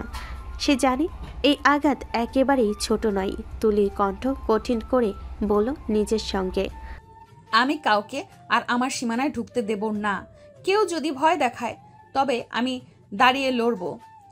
ঘরের অন্ধকারে মাথাটা দেওয়ালের মুখে ঠেকি সে নিজের রাগ আর ভয়ের মিশ্র অনুভূতিকে ধীরে ধীরে সাজাতে লাগলো। পরে পদক্ষেপ কি হবে তা ভাবতে ভাবতে খাবারের সময় তুলির মা টেবিলের দিকে ডাক দিল, তুলি খেয়ে নাও। তুলি আসলো না। সে রুম থেকেই বলল, তোমার ভাইয়ের ছেলে খেয়ে নিক, তারপর আমি খাবো। সেমি একটু চটপটে হেসে বলল, ফুপু, তোমার মেয়েটা আমাকে দু চোখে দেখতে পারে না। তুলির মা একটু চুপচাপ হেসে কাঁধ তুলে বলল, তুই কিছু মনে করিস না বাবা, আমার মেয়েটা এরকমই। এই মেয়েটার সব তেজ আমি ছুটিয়ে দেব। কে জানে তার এত শক্তি, এত রাগের মধ্যে লুকিয়ে থাকা সৌন্দর্য আমার জন্য কতটা আকর্ষণীয়। তারপর শ্যাম হাসি মুখে ফুপুর সঙ্গে কথা বলতে লাগলো। সবার চোখে যেন স্বাভাবিক এক আলাপ, কিন্তু ভিতরে তার চিন্তায় লুকানো বেয়াদব দুষ্টামি কেউ বুঝল না। সে কথার মধ্যে এমনভাবে হাসছে যেন তুলির মা বা কেউ কিছু বুঝতেই পারবে না। সকালে রোদটা যেন আজ একটু বেশি উজ্জ্বল। তুলি হাতে ব্যাগ, চুলের খোপায় হালকা গরম হাওয়া উড়ে আসছে। সে গেট দিয়ে ঢুকছে ভার্সিটির ভেতর। এমন সময় পাশ থেকে হর্নের মতো আওয়াজ। আরে আপু, তুলি ঘুরে তাকাতেই দেখে ঈশান দাঁড়িয়ে আছে, এক হাতে ব্যাগ, অন্য হাতে চিপসের প্যাকেট, মুখে সেই চিরচেনা দুষ্ট হাসি। ঈশান হেঁটে এসে তুলির সামনে দাঁড়ালো। আপু প্রেমে রাজি হচ্ছেন না কেন? আপনার কি পিছনে ঘুরতে ঘুরতে আমার পা ক্ষয় হয়ে গেল? তুলি কপালে হাত রেখে বিরক্তির সুরে বলল, তোমার পা খুলে পড়ে যাবে, তাও আমি রাজি হব না। ঈশান মুখে নাটকীয় কষ্টের ভঙ্গি এনে বলল, হে মা, কি বলেন? তারপরে যে আপনার ল্যাংড়া স্বামীর সাথে সংসার করতে হবে, তখন আপনি আফসোস করবেন আপু। তুলি থেমে ঘুরে দাঁড়ালো, চোখ বড় বড় করে বলল, তোমাকে আমি কখনোই বিয়ে করব না বেয়াদব। আমাকে তো আপনার বিয়ে করতেই হবে আপু। ভালো অবস্থায় করুন আর ল্যাংড়া অবস্থায় করুন, আমাকেই বিয়ে করতে হবে। তুলি হাঁটতে হাঁটতে বলল, হ্যাঁ, নাটক করতে জানো বেশ। আমি বললাম করব না মানে করব না। ঈশান তার পাশে পাশে হাঁটতে হাঁটতে আবার শুরু করলো, আপু, আপনারে আমি যে কতদিন ধরে ফলো করছি, কত ল্যাব ক্লাসের বাইরে দাঁড়িয়ে থেকেছি আপনি জানেন? এত ধৈর্য নিয়ে কেউ কারোর পিছনে ঘোরে নাকি? তুলি চোখের কোণে তাকিয়ে শুকনো গলায় বলল, ধরছো? আমি তো দেখি তুমি শুধু ফাজলামি করছো। ঈশান নাটকীয়ভাবে বুকের ওপর হাত রাখলো। ফাইজলামি? আপু, প্রেম মানেই তো ফাইজলামি আর পাগলামি, আর আমি তো একেবারে পাগল আপনার জন্য। তুলি গম্ভীরভাবে হাঁটতে হাঁটতে বলল, পাগলামি যেটাই হোক, আমার উপর সেটা চলবে না। আপু, আপনার এত তেজ, এত গম্ভীর মুখও আমার কাছে কিউট লাগে। একদিন এই মুখই হাসবে আর বলবে, ঈশান তুমি আমার সব থেকে ভালো সিদ্ধান্ত। তুলি হাঁটতে হাঁটতে একটু হেসে ফেল, কিন্তু সেটা ঈশানের দিকে ফিরিয়ে দিল না। আগে স্বপ্ন দেখা শিখে নাও। ঈশান মুচকি হেসে তার পাশে হাঁটতে থাকলো। তার দুষ্টামি, তুলির তেজ আর গোপন মুচকি হাসি এই ছোট ছোট মুহূর্তগুলোকে যেন নতুন এক কাহিনীর গন্ধ ছড়িয়ে গেল।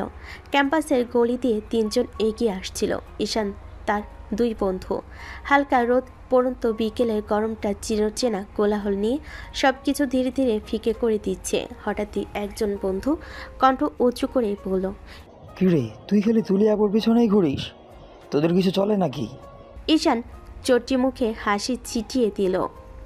বলগুলো ঘুরে মুচকি হেসে বলল, আরে আপুর পেছনে ঘুরতে ঘুরতে আবার ব্যাটারি লো হয়ে গেল, তাও তো পাত্তাই দিচ্ছে না। তার আরেক বন্ধু কেঁদে কেঁদে কণ্ঠে একটু রহস্য নিয়ে বলল, তুলি আপু কাউকে পাত্তা দেয় না ভাই। কলেজে তো কত সিনিয়র ভাইরা ওকে প্রেমের প্রস্তাব দিয়েছে, কেউ পাল্টা সাড়া পায়নি।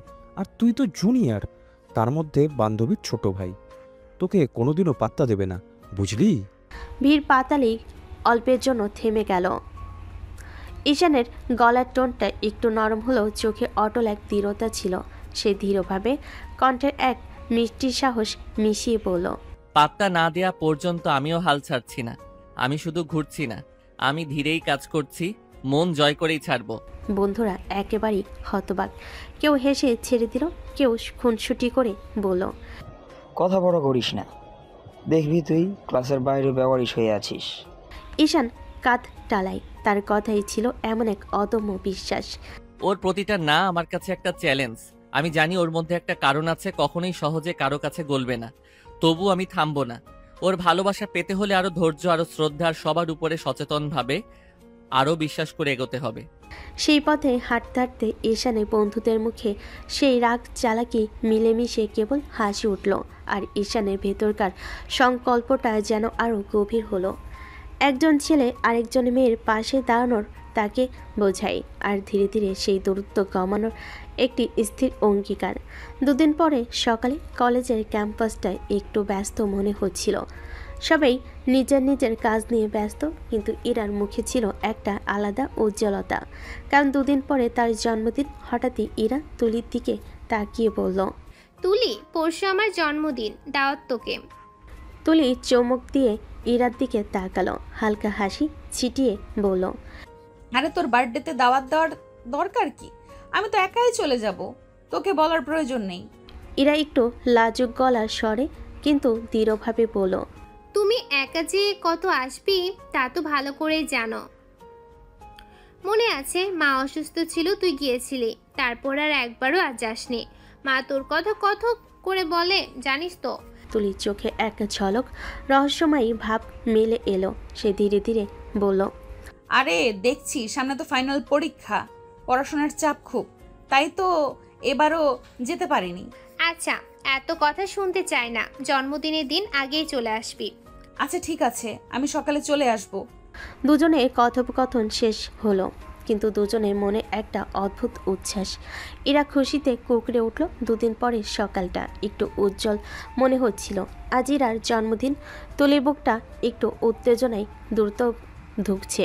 সে আলমারি থেকে সবচেয়ে সুন্দর শাড়িটা বের করলো, বাঁধলো চুল, আর মুখে হালকা রঙের লিপস্টিক লাগালো। নিজের দিকে একবার তাকে সন্তুষ্ট হলো। ইরার বাড়িতে পা রাখতে ঈশান চোখ মেলে তাকিয়ে রইল, হা হয়ে গেল চোখ বড় করে। তুলির কাছে গিয়ে সে বলল, আরে আপু, আপনাকে তো একদম বউ লাগছে। তুলি হালকা বিরক্ত স্বরে কিন্তু হেসে বলল, তোমার কাছ থেকে আমি শুনতে চেয়েছি আমার কেমন লাগছে। শুনতে চাইতে হবে কেন? আমার কাছে যেমন লাগছে আমি তো সেটাই বলবো। তুলি ঠোঁটের কোণ হালকা কোণঠা নিয়ে বলল, তোমার কিছুই বলতে হবে না, আমি তোমার কথা শুনতে চাইনি। বলে সে ধীরে ধীরে ইরার দিকে এগোলো। ইরার ঘরে ঢুকতেই চোখ পড়ল ঈশানের মা আর ইরার মা দুজন বসে আছেন। তুলির কণ্ঠে নম্রতা ছিল। আন্টি কেমন আছেন? ঈশানের মা হালকা হেসে উত্তর দিল, এখন ভালো আছি, কিন্তু তুমি তোমার কথা রাখোনি, তুমি আমার সাথে আর দেখা করতে আসো না। তুলি মাথা নাড়া দিয়ে বলল, আন্টি পড়াশোনার এত চাপ ছিল তাই বাসা থেকে বের হতে পারিনি, শুধু ভার্সিটিতে গিয়েছি আর কোথাও যাইনি। আচ্ছা থাক থাক, হয়েছে, এবার আমাকে একটু রেডি করে দে, একটু পরে গেস্ট চলে আসবে। তুলির চোখে উচ্ছ্বাসের ঝলক। আজ ইরার জন্য সে শুধুই পাশে থাকবে, আর ইরা নিশ্চিত মনে নিজের জন্মদিন উদযাপন করবে। ঘরটা ধীরে ধীরে আনন্দময় হয়ে উঠল, হাসি কথাই ভরে উঠল। আর তুলি জানতো আজকের দিনটা ইরার কাছে বিশেষ হয়ে থাকবে। একে একে ইরাদের বাড়িতে সব গেস্ট ধীরে ধীরে চলে আসলো। হাসি মজা আর শুভেচ্ছার শব্দে ঘরটা পূর্ণ হয়ে গেল। ইরা খুশি মুখে সবার সাথে পরিচয় করাতে লাগলো। সবাইকে পরিচয় করাই, এটা আমার বান্ধবী তুলি। সে আজ আমার সঙ্গে জন্মদিন উদযাপন করতে এসেছে। সবার চোখ তুলির দিকে চেয়ে রইল। তার সৌন্দর্য, বিনয়ী হাসি আর কোমল ভঙ্গিতে সবাই মুগ্ধ হয়ে গেল। বাহ, কি সুন্দর মেয়ে। সবাই একে একে তুলিকে প্রশংসা করতে লাগলো। তুলির মুখে লাজুক হাসি ফুটল। সে লাজুকভাবে মাথা নাড়ল, কিন্তু ভিতরে আনন্দে ভরে উঠল। এরা হাসি মুখে কেকের দিকে ইশারা করলো। এবার সবাই মিলে কেক কাটবো। সবাই চারপাশে জড়ো হয়ে কেক কাটা শুরু করলো। হাসি, কথা, আনন্দ আর শুভেচ্ছার মধ্যে তুলির মনও আনন্দে ভরে উঠল। ইরার জন্মদিন আজ সত্যি বিশেষ হয়ে উঠল, আর তুলির উপস্থিতি সেই মুহূর্তে আরও রঙিন করে তুলল। কেক কাটার পর ইরার ঘরে যেন উৎসবের হাওয়া বইতে লাগলো। সবাই হাসি ঠাট্টা, ছবি তোলা আর গল্পে ব্যস্ত। কেউ কেউ কেকের টুকরো মুখে দিচ্ছে, কেউ আবার ইরাকে উপহার দিচ্ছে। সেই ভিড় আর কোলাহলের মধ্যে ঈশান নিঃশব্দে এগিয়ে এলো তুলির দিকে। তুলি তখন আত্মীয়দের সাথে হালকা গল্প করছিল। হঠাৎ ঈশানের হাতের মুঠোয় সে এক ঝটকাই বাইরে চলে এলো। তুলি অবাক, মুখটা গম্ভীর হয়ে উঠল। কি ব্যাপার ঈশান, এখানে নিয়ে আসলে কেন? সবাই আছে ভেতরে, আর তুমি আমাকে টেনে আনলে বাগানে? ঈশান ধীর কিন্তু কাপা গলায় বলল, আপনার সাথে কথা বলতে চাই তুলি আপু। অনেক দিন ধরে চেপে রেখেছি, আজ আর পারছি না। তুলি ভুরকুচকে তীক্ষ্ণ চোখে তাকালো। কি কথা? কেন আপনাকে এত ভালোবাসার পরেও আপনি আমাকে ভালোবাসছেন না? আমার মধ্যে কি এমন কমতি আছে যে আপনি আমাকে ভালোবাসতে পারছেন না? বলুন তো, কি দোষ আমার? আমি কি আপনাকে কখনো অসম্মান করেছি, কষ্ট দিয়েছি? তুলির মুখ শক্ত হয়ে গেল। ছাড়ো ঈশান, আমাকে যেতে দাও। এইভাবে টেনে এনে প্রশ্ন করা ঠিক না। ঈশান এবার আরো কাছে এগিয়ে এলো, চোখে অদম্যতা, কণ্ঠে কেঁপে ওঠা দৃঢ়তা। না, আজ আপনি সত্যিটা না বলে কোথাও যেতে পারবেন না। আমি এতদিন আপনার নীরবতাকে সম্মান করেছি, কিন্তু আজ আমার হৃদয়টা আর চুপ থাকতে পারছে না। আমি জানতে চাই আপনি আমাকে কেন দূরে ঠেলছেন? তুলির বুকের ভেতর কেমন যেন ধরফর করতে লাগলো। তার চোখে অজানা এক দৃষ্টি। সে ঠোঁট কামড়ে তাকিয়ে রইল কিছুক্ষণ নীরব। এই নীরবতার মধ্যেই বাগানের চারপাশের বাতাস যেন ভারী হয়ে উঠল। দূরের ফেয়ারি লাইটের মিলান আলো তাদের মুখে পড়ে এক অদ্ভুত ছায়া তৈরি করছিল। তুলি ঠান্ডা গলায় ফিসফিস করে বলল, কিছু সত্যি আছে ঈশান, যা তুমি জানো না। কিছু কারণ আছে যা আমি কাউকে বলতে পারি না। ঈশানের চোখে এবার হতাশা আর কৌতূহলের ঝড়। কি কারণ তুলি আপু, বলুন আমাকে, আমি শুনবো। আমার কোনো সমস্যা থাকলে আমি আপনার জন্যই বদলাবো, কিন্তু সত্যিটা বলুন। তুলি মুখ ফিরিয়ে নিল। গলাটা যেন আটকে গেল। তার মনে হলো আর এক ধাপ এগোলেই হয়তো সে ভেঙে পড়বে। এভাবে দুজনে চোকাচুকি আর কথার ঝড়ের মাঝেই বাগানের চারপাশে বাতাসে যেন কেমন এক অদ্ভুত উত্তেজনা তৈরি হলো, যেন এখানেই গল্পের মোড় ঘুরতে চলেছে। বাগানে অন্ধকারে চারপাশটা যেন হঠাৎ স্তব্ধ হয়ে গেল। কেক কাটার পরে সবে ব্যস্ত হয়ে আছে। হাসি, আড্ডা, ছবি তোলা, সব কিছুর বাইরে তুলি আর ঈশান এক কোণে দাঁড়িয়ে। ঈশান তুলির হাতটা ধরে রেখেছে শক্ত করে। তুলির চোখে রাগ, অবিশ্বাস, তবু ভেতরে ভেতরে কাঁপছে সে। তুলির গলা কাঁপিয়ে, ছাড়ো ঈশান, আমাকে যেতে দাও। ঈশান গলা স্বর যেন আর্তনাদ হয়ে বেরোলো। না আপু, আজ আপনি কোথাও যেতে পারবেন না। আজ আপনার মুখ থেকে আমি সত্যিটা শুনবো। আমি কি আপনার জন্য কিছুই না? এতদিন ধরে আপনার পেছনে ঘুরছি, আপনাকে ভালোবেসে ফেলেছি, অথচ আপনি একবারও ভাবলেন না আমার অনুভূতির কথা। আমার মধ্যে কি এমন কম আছে যে আপনি আমাকে ভালোবাসতে পারছেন না? তুলি হঠাৎ থেমে যায়। তার বুকের ভেতর যেন কেউ খামচি ধরেছে। চোখে জল এসে যাচ্ছে, কিন্তু সে মরিয়া হয়ে সবটুকু শক্তি জড়ো করে বলল, তুলি কাঁপা গলায়, তুমি যদি জানতে পারো ঈশান, যে যার পেছনে এতদিন ঘুরছো সেই মেয়েটির এত ভালোবাসছো, যে মেয়েটিকে এত ভালোবাসছো, সে আসলে ছোটবেলা থেকে ধর্ষিতা, তখনও কি তুমি তাকে ভালোবাসবে? ঈশানের চোখ হঠাৎ বড় হয়ে যায়। তার মুখ থেকে রং সরে যায়। পায়ের নিচ থেকে যেন মাটি নেই, পায়ের নিচে যেন মাটি নেই। ঈশান কাঁপতে কাঁপতে, কি বলছেন আপনি তুলি আপু? এসব কি বলছেন? হ্যাঁ হ্যাঁ, ঠিকই বলছি। আমি একজন ধর্ষিতা। ছোটবেলায় আমার মামাতো ভাই জোর করে আমাকে ছিঁড়ে ফেলেছিল।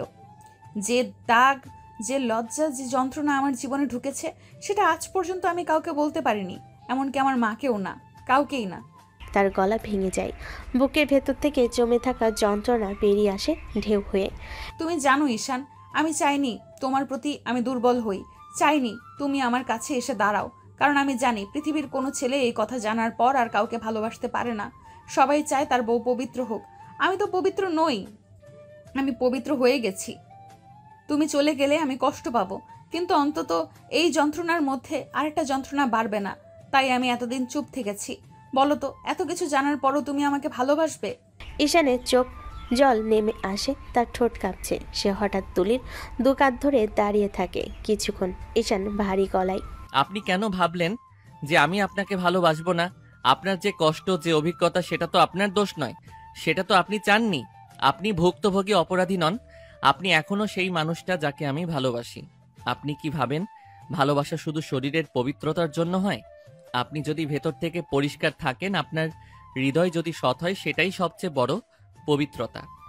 তুলি চেয়ে থাকে ঈশানের দিকে, তার চোখ থেকে নীরব অশ্রু গড়িয়ে পড়ে। ঈশান হাতটা তুলির চোখের জল মুছে দিয়ে বলে, তুলি আপু, আমি আপনাকে আরো বেশি শ্রদ্ধা করি এখন। যে আপনি বলেছেন তা বলতে অসীম সাহস লাগে। আমি আপনাকে কোনো দিন ছেড়ে যাব না।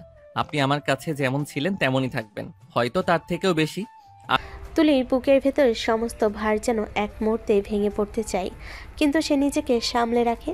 তার মুখে প্রথমবারের মতো তীব্র কান্না আর স্বস্তির মিশ্র হাসি দেখা যায়। তুলি ফিসফিসিয়ে, তুমি কি সত্যি সব জেনেও আমাকে ভালোবাসবে ঈশান? ঈশান ধীরে ধীরে তার হাতটা শক্ত করে ধরে। আমি শুধু ভালোবাসবো না, আপনার পাশে থাকবো যতদিন আপনি চাইবেন। বাগানের নরম বাতাসে দুজনের নিঃশ্বাস মিলে যায়। চারপাশে যেন এক নতুন নীরবতা। তুলির ভেতরে লুকানো যন্ত্রণার পাহাড়ে প্রথমবারের মতো একটা ছোট্ট ফাটল পড়ে, আর ঈশান দাঁড়িয়ে যায় তার সামনে, দৃঢ় নিশ্চুপ, কিন্তু তার চোখে এক অদ্ভুত শক্তি, যেন সে সত্যি পারবে তুলির সমস্ত দুঃখকে ধীরে ধীরে গলিয়ে দিতে। বাগানের বাতাস হঠাৎ থেমে গেল।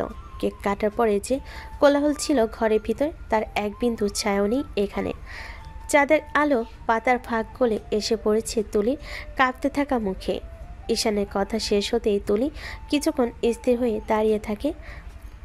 তার বুকের ভেতর তীব্র কাঁপুনি, যেন এতদিনের লুকানো যন্ত্রণা আর দ্বিধা হঠাৎ ভেসে গেছে এই ছেলেটার চোখের গভীরে। তুলি এক মুহূর্তে আর কিছু ভাবতে পারে না।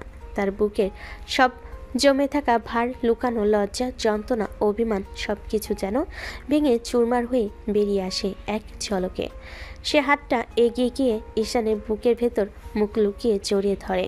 হাত দুটো শক্ত করে আঁকড়ে ধরে থাকে, যেন একটা আশ্রয় পেয়ে গেছে। তুলি কাঁপা গলায় বলল, আমিও তোমাকে ভালোবাসি ঈশান, শুধু এই সত্যিটা, এই লুকানোর কষ্টটার জন্য আমি তোমাকে বলতে পারিনি, আমি বুঝতেই পারিনি তুমি আমাকে এতটা ভালোবাসো। তা না হলে তোমাকে এতদিন কষ্ট দিতাম না, অনেক আগেই মেনে নিতাম তোমাকে।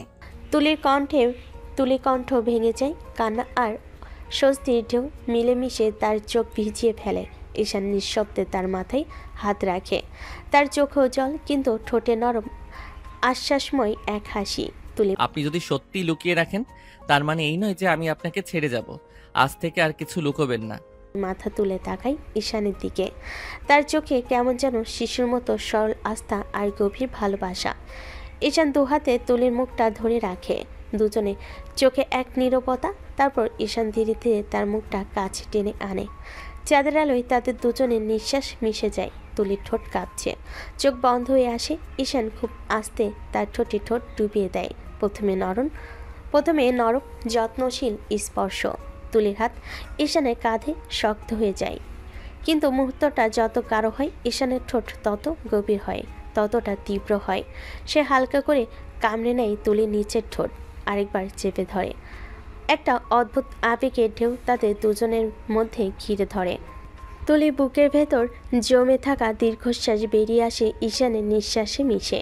চারপাশের বাতাস, পাতার শব্দ, রাতের নীরবতা সব যেন মিলিয়ে যায় এক মুহূর্তে। তুলি আর ঈশান সেই মুহূর্তে শুধু দুজনেই। সব কষ্ট, সব অভিমান, সব দ্বিধায় উপরে দাঁড়িয়ে। তাদের দুজনের দেহে, চোখে আর স্পর্শে এক অদ্ভুত মুক্তি অনুভূতির জন্ম নেয়, যেন দুজনের হৃদয় একসাথে হালকা হয়ে গেছে। অবশেষে বাগান থেকে ভেতরে ঢুকতেই আলো ঝলমল করে বসার ঘরটা যেন আবারও হাসি ঠাট্টায় ভরে উঠল। গান বাজছে, হালকা অতিথিরা যেন কফি খাচ্ছে, কেউ গল্পে মগ্ন। তুলি আর ঈশান একসাথে দরজার দিক থেকে ঢুকতে ইরা হঠাৎ ঘুরে তাকালো, মুখে দুষ্টু হাসি। কিরে, তোরা এতক্ষণ কোথায় ছিলে? কেক কেটে ছবি তুলে সবাই এক এক করে চলে গেল, আর তুই নিখোঁজ। আর কিছু না আপু, একটু বাগানে ঘুরে এলাম। কেকের মিষ্টি বাতাস একটু সহ্য হচ্ছিল না। ইরার মুখে সন্দেহ মেশানো হাসি ছড়িয়ে পড়ল। তুলি তাড়াতাড়ি চোখ নামিয়ে ফেলে, মুখে একরকম অস্থিরতা। চুলগুলো একটু এলোমেলো হয়ে গেছে, কপালে ঘাম চিকচিক করছে। সামলাতে সামলাতে তুলি বলল, আচ্ছা ইরা, আমার এখন যেতে হবে, অনেক রাত হয়ে গেছে, বাসায় ফিরতে দেরি হয়ে যাবে। কি, এখনই যাবি? আজকে না থেকে যা, কালকে যাস। কাল সকালে একসাথে নাস্তা করব। অনেকদিন তো আমরা ঠিক মতো গল্পই করতে পারিনি। তুলি একটু দ্বিধায় পড়ল, ঈশানের চোখের দিকে তাকিয়ে আবার চোখ নামিয়ে ফেলল, বলল, না ইরা, মা চিন্তা করবে, আজ যাই। আরে চিন্তা করিস না, আমি আন্টিকে ফোন দিয়ে বলে দিব, বলবো তুই আমার বাসায় রাতটা থাকছিস, তাই নিয়ে ভাবিস না। তুলির মুখে মৃদু হাসি ফুটল, যেন মনে মনে এক অদ্ভুত দ্বন্দ্ব চলছে। থাকবে কি থাকবে কি না যাবে। তবু বলো, ঠিক আছে তাহলে কথা বল। এই তো আমার ভালো মেয়েটা, এখন চল, সবাই ছবি তুলছে, তুই না থাকলে ছবি কেমন লাগে বলতো। তুলি হেসে মাথা নেড়ে ওর সাথে ভেতরে চলে গেল। পেছনে দাঁড়িয়ে ঈশান নীরবে তাকিয়ে রইল তুলির দিকে। তার চোখে এখনও সেই মুহূর্তের ছাপ, যেখানে ভালোবাসা আর কষ্ট মিলেমিশে এক হয়ে গেছে। রাত তখন অনেকটা গভীর, চারপাশে নিস্তব্ধ। হালকা বাতাস ছাদের চারপাশে খেলা করছে, চারিদিকে নিস্তব্ধতা, কেবল ঝিঝি পোকার শব্দ আর দূরে কুকুরের ডাক। এমন সময় তুলির ফোন ভাইব্রেট করলো, তাকিয়ে দেখলো ঈশান। সে রিসিভ করলো। এত রাতে ফোন দিয়েছো কেন? একটু ছাদে এসো। কি বলছো? এত রাতে ছাদে কেন যাব? দেখে ফেললে কি হবে? আরে কিছু হবে না, তুমি আসো তো। না না, একদম আসতে পারবো না। তুমি না আসলে কিন্তু আমি ঘরের ভিতরে চলে আসবো, তখন কেমন লাগবে? কি যাতা বলছো? ঠিকই বলছি, তাড়াতাড়ি আসো, না হলে কিন্তু সত্যি রুমে চলে আসবা। ঈশান ফোন কেটে দিল। তুলি আস্তে আস্তে দরজাটা খুলে বেরিয়ে এলো। পায়ের শব্দ যেন কেউ না শোনে। ছাদে ধীরে ধীরে সিঁড়ি বেয়ে ছাদে উঠল। ছাদে পৌঁছে দেখলো ঈশান দাঁড়িয়ে আকাশের দিকে তাকিয়ে আছে। চাঁদের আলো পড়ে মুখটা কেমন শান্ত আর গভীর দেখাচ্ছে। তুলিকে দেখেই ঈশানের মুখে একটা হাসি ছড়িয়ে পড়ল। জানো, আমি ভাবছিলাম তুমি হয়তো আর আসবে না। আসতে ইচ্ছে করছিল না, কিন্তু তুমি তো এমনভাবে বললে, না এলে মনে হয় শান্তি পেতাম না। ঈশান ধীরে ধীরে তার দিকে এগিয়ে এলো। এক মুহূর্তের জন্য চোখে চোখ রাখলো দুজনেই। সেই চোখে লুকানো ছিল শত কথার ঝড়, ভালোবাসা, ভয়, মায়া আর আকুলতা। তুলি, আজকে তোমাকে শুধু একটা কথাই বলতে চাই, তুমি আমার জীবনের সবচেয়ে সত্যি অনুভূতি। তুমি আমার হাসির কারণ, আমার শান্তি, আমার স্বপ্ন। তুমি ছাড়া আমার পৃথিবীটা কল্পনাও করতে পারি না। তুলির চোখ ভিজে উঠল আর বুকটা কেঁপে উঠল অজান্তেই। ধীরে ধীরে সে ঈশানের দিকে এগিয়ে এলো, মাথা নিচু করে বলল, ঈশান, আমিও তোমাকে ভালোবাসি, এত ভালোবাসি যা মুখে বলে বোঝানো যায় না। ঈশান এক পা এগিয়ে এসে তুলির দুহাত নিজের হাতে নিল। চাঁদের আলোতে তাদের হাত দুটো একসাথে জড়িয়ে ধরলো। মনে হলো যেন সারা পৃথিবী থেমে গেছে, কেবল তারা দুজন একে অপরের ভেতরে ডুবে আছে। ঈশান মুখ উঠিয়ে তুলির দিকে তাকালো, তারপর তার ঠোঁট ডুবিয়ে দিল। একটা নরম বাতাস ছুঁয়ে গেল দুজনের মুখ চোখের দৃষ্টিতে। অজস্র কথা বলা হয়ে গেল, আর সে নীরবতার মাঝেই তারা দুজন অনুভব করলো ভালোবাসা কখনো শব্দে নয়, শুধু হৃদয়ের শব্দে স্পন্দনে প্রকাশ পায়। ছাদের চাঁদের আলো ঝরছে ধীরে ধীরে। হালকা ঠান্ডা হাওয়া তুলির চুলে খেলা করছে। চারপাশ নিস্তব্ধতা, শুধু আকাশের তারারা যেন তাকিয়ে আছে তাদের দিকে। তুলি আর ঈশান ছাদের এক কোণে বসে আছে। ঈশান মেঝেতে হাত রেখে পেছনে হেলে দাঁড়িয়েছে, আর তুলি পাশে বসে পা ঝুলিয়ে দিচ্ছে দেওয়াল থেকে। দুজনে চুপ, কেমন যেন এক শান্ত ভালো লাগা ঘিরে আছে চারপাশ। চুপ করে আছো কেন? তোমার পাশে থাকলে কথা বলার দরকার হয় না, শুধু তোমার নিঃশ্বাসের শব্দ শুনলেই মনে হয় সব ঠিক আছে। তোমার মুখটা এমন গম্ভীর করে রাখো কেন? সব সময় মনে হয় তোমার জীবনে যেন শুধু আমি একটাই সমস্যা। আসলেই তাই, তুমি যদি আমার না হও তাহলে আমার জীবনটাই একটা অসমাপ্ত গল্প হয়ে থাকবে। তুলি নিঃশ্বাস নিয়ে আকাশের দিকে তাকালো। জানো ঈশান, ছোটবেলায় ভাবতাম ভালোবাসা মানেই সুখ, কিন্তু এখন বুঝি ভালোবাসা মানে ভয়ও আছে, কষ্টও আছে, তবুও তার ভেতরে একটা শান্তি আছে। আর সেই শান্তিটা আমি তোমার ভেতরেই পাই। ঈশান বলল, গলায় মায়া মেশানো সুরে। একটা মুহূর্ত চুপ থাকলো দুজনেই। তুলি বলল, আমি মাঝে মাঝে খুব ভয় পাই ঈশান, যদি কোনো একদিন আমাদের সম্পর্কটা নিয়ে কেউ প্রশ্ন তুলে। তখনও আমি তোমার পাশে থাকবো। কেউ কিছু বললে আমি তোমাকে আগলে রাখবো। আমি চাই না তুমি আবার ভেতর থেকে ভেঙে যাও। তারপর তুলি বলল। তুলি একদম চুপ, তার চোখে জল এসে গেল অজান্তে। ঈশান কাছে এসে বলল, তুলি কেঁদো না প্লিজ। আমি তোমাকে কাঁদানোর জন্য না, হাসানোর জন্য এসেছি জীবনে। তুলি মৃদু হেসে চোখ মুছে বলল, তুমি কি জানো তুমি প্রথম যে ছেলেটা যাকে আমি চোখ বন্ধ করে বিশ্বাস করি? তাহলে চোখ বন্ধ করো, দেখো আমি তোমার পাশেই আছি। তুলি চোখ বন্ধ করলো। হালকা বাতাস বইছে, চাঁদের আলো পড়ছে ওদের মুখে। ঈশান ধীরে ধীরে তার কাঁধে হাত রাখলো। তুলি মাথাটা তার কাঁধে রাখলো নিঃশব্দে। চারপাশে নীরবতার মধ্যে শুধু তাদের নিঃশ্বাসের শব্দ মিশে গেল একে অপরের ভেতরে। মনে হচ্ছিল এই মুহূর্তটা যেন থেমে যাক, না রাত ফুরাই না ভোর হয়। শুধু এই ছাদের আলোতে দুটো হৃদয়ের গল্প চলতে থাকে। রাত গভীর, পুরো বাড়িটার নিস্তব্ধতায় ঢেকে গেছে। চারপাশে এখন নীরবতা, যে ঘড়ির টিকটিক শব্দটাও শোনা যাচ্ছে না। তুলি তখন ধীরে ধীরে পা টিপে রুমে ফিরল। ইরার ঘুম ভেঙে গেছে কিনা বুঝতে না পেরে আস্তে করে দরজা খুলে ভিতরে ঢুকলো, কিন্তু দরজা বন্ধ করতেই চমকে উঠল। ইরা বিছানায় বসে আছে, চোখে ঘুম নেই, বরং ঠোঁটে রহস্যময় হাসি। ইরা হেসে বলল, এত রাতে কই গেছিলে তুলি? তুলের মুখে হালকা আতঙ্ক আর লজ্জা একসাথে ভেসে উঠল। মাথার চুল ঠিক করে বলল, তুলি আমি পানি খেতে গিয়েছিলাম। পানি খেতে গেছিলি না ছাদে? চুপ, মুখটা নিচু করে ফেল। তার গাল দুটো ততক্ষণে হালকা গোলাপি হয়ে উঠেছে। ইরা এবার হেসে উঠল। লুকিয়ে লুকিয়ে আমার ভাইয়ের সাথে প্রেম করা হচ্ছে? তাই না? তুলি কিছু বলল না, কেবল চুপচাপ নিচের দিকে তাকিয়ে আছে। তার নিঃশ্বাস ভারী হয়ে উঠছে, বুকের ভেতর যেন হালকা কাঁপুনি। ইরা বিছানার পাশে এসে তুলি কাঁধে হাত রাখলো।